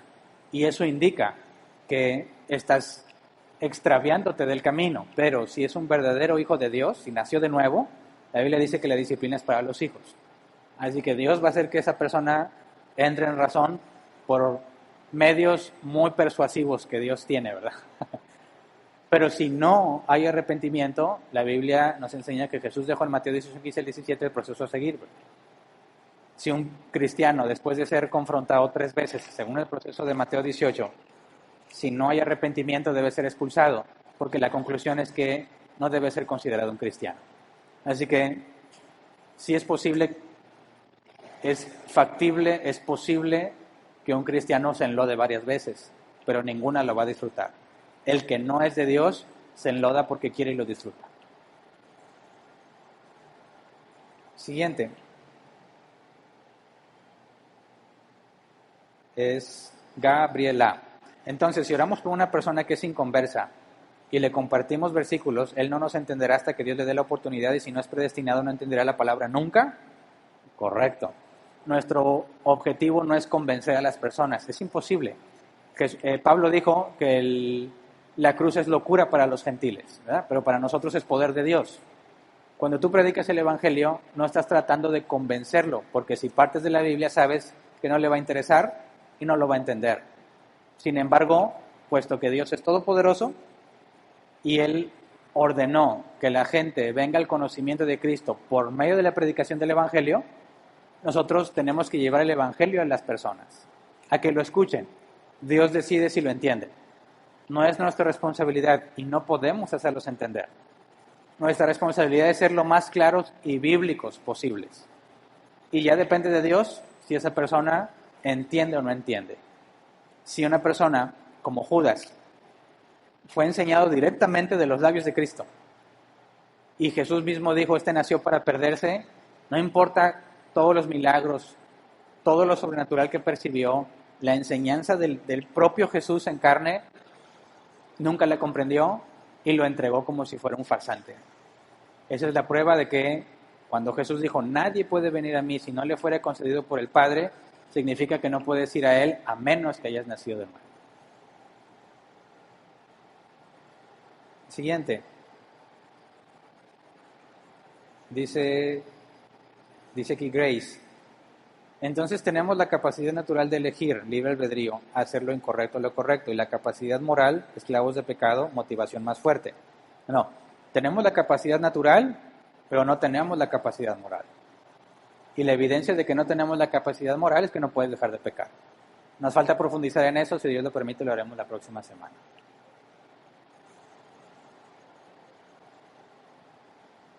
Y ya son todas, ¿verdad?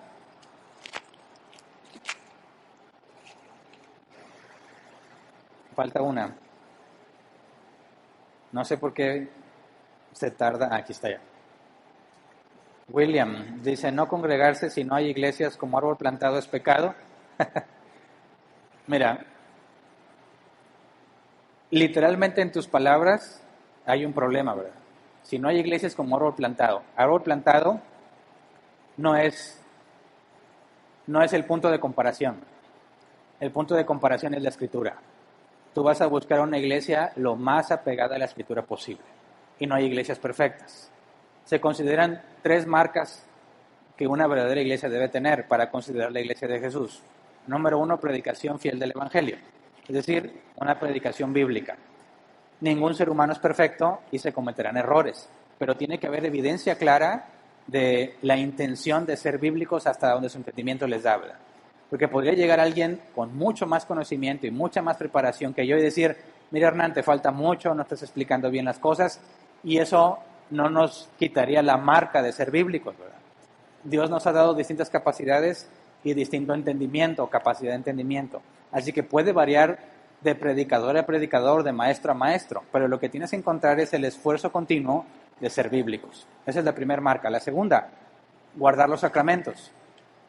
La mesa del Señor y el bautismo de los creyentes, ¿verdad? Cualquier persona que asegura haber sido regenerada tiene que bautizarse. Son los 2 mandatos que Jesús ha dado. Haced esto en memoria de mí en cuanto a la mesa del Señor o la cena del Señor. Y la tercera es la disciplina de la iglesia. Para que haya disciplina en una iglesia, necesariamente tiene que existir el concepto de membresía. Si no eres miembro de la iglesia, no puedes hablar de alguien expulsado.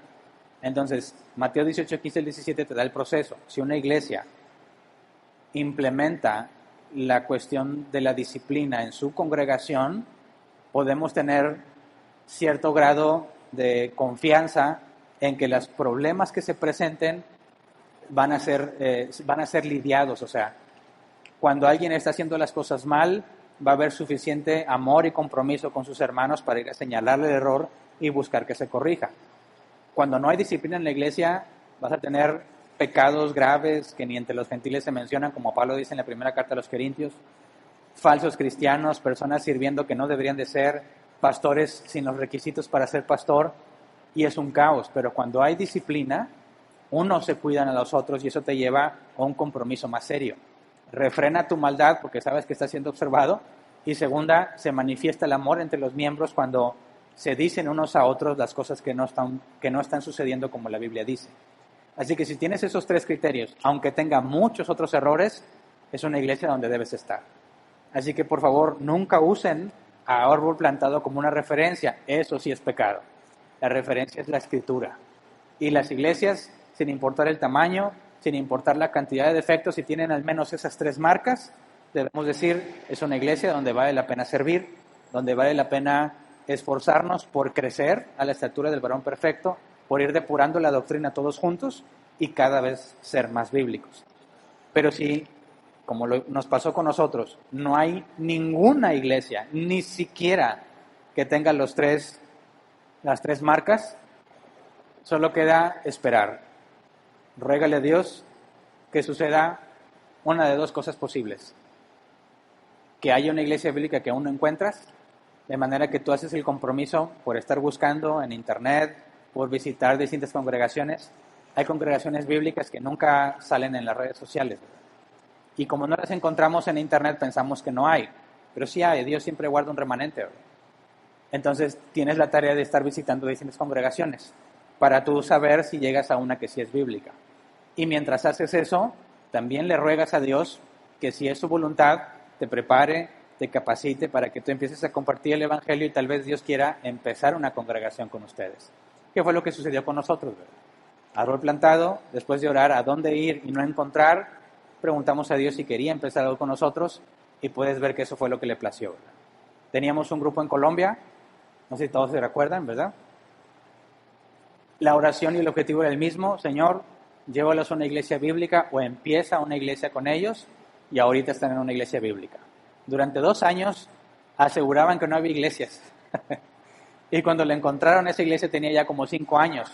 Prueba de que sí había una iglesia bíblica, pero no la habían encontrado.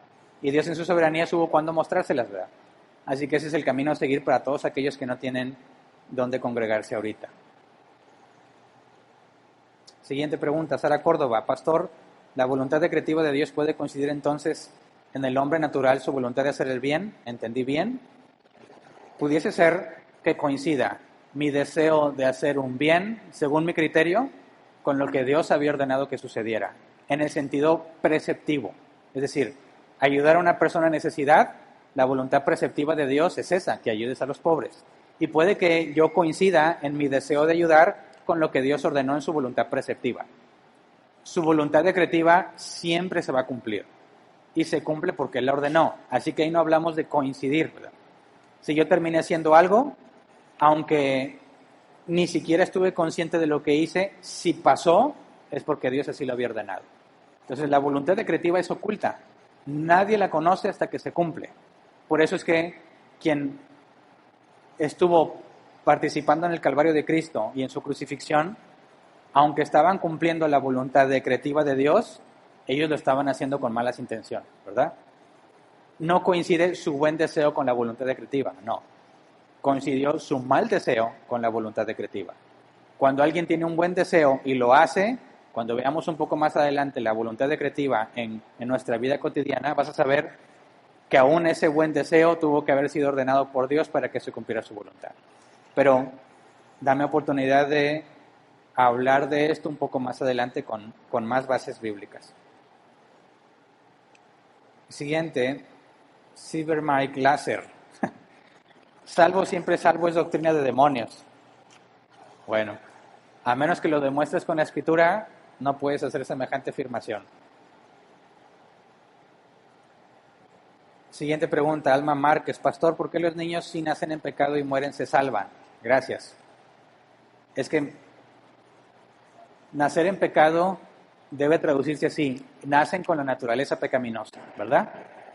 La pregunta es, si Dios es justo y estos bebés que no tienen control de sí mismos, no tienen la capacidad de ellos mismos mover su cuerpo por propia decisión, ¿verdad? La pregunta es, ¿ellos pecarían? O sea, ¿serían atraídos de sus propios malos deseos y libremente decidieron hacer el mal? ¿Tienen esa capacidad de hacerlo? La respuesta sería no, ¿verdad? Ni siquiera están conscientes de muchas de las cosas que están haciendo. De hecho, en la Escritura habla distintas veces sobre este problema. Vamos a ver más adelante que cuando los israelitas van a entrar a Canaán, hablan de los niños que aún no distinguen del bien y el mal, ¿verdad? Y que esa falta de distinguir el bien y el mal no los puede poner en la categoría de personas que libremente pecaron, ¿verdad? Cuando Jesús dijo, dejad a los niños, venid a mí, no se lo impidáis, porque de tales es el reino de los cielos. Cuando David, sabiendo que su hijo que acababa de nacer murió, David dijo que él iría donde está su hijo, ¿verdad? Confiando en que, aunque murió sin haber escuchado el Evangelio ni conocer de Dios, no sería condenado culpable porque no tuvo la capacidad de elegir, ¿verdad? Ellos sí no tuvieron capacidad de elección. Entonces apelamos a la justicia y apelamos a la evidencia bíblica de que aquellos que no tienen la capacidad natural de elegir no pueden ser declarados culpables. Por consecuencia, si un niño muere justo antes de nacer o en el vientre de su madre, tuvo que haber sido elegido para salvación, ¿verdad? Tuvo que haber sido regenerado en el vientre de su madre, como nos hace pensar en Juan el Bautista, que saltó de alegría cuando percibió que María había llegado con Jesús en su vientre, cuando María recién había iniciado el proceso de concepción. Así que, bíblicamente hablando, podemos decir que los niños, incluso personas, ya se acabó el tiempo, ¿verdad? Incluso personas que no tienen la capacidad natural de elegir no pueden ser declaradas culpables. Y bueno, se me acabó el tiempo. Ya no sé si hay más preguntas, pero si las hay, los invito el martes a estar pendientes en la publicación de la página de Facebook de Árbol Plantado para que puedan participar. Y es todo entonces por el día de hoy. Muchas gracias a todos por su paciencia estos 15 minutos aquí. Si Dios quiere, nos vemos el miércoles para continuar nuestro estudio de Éxodo.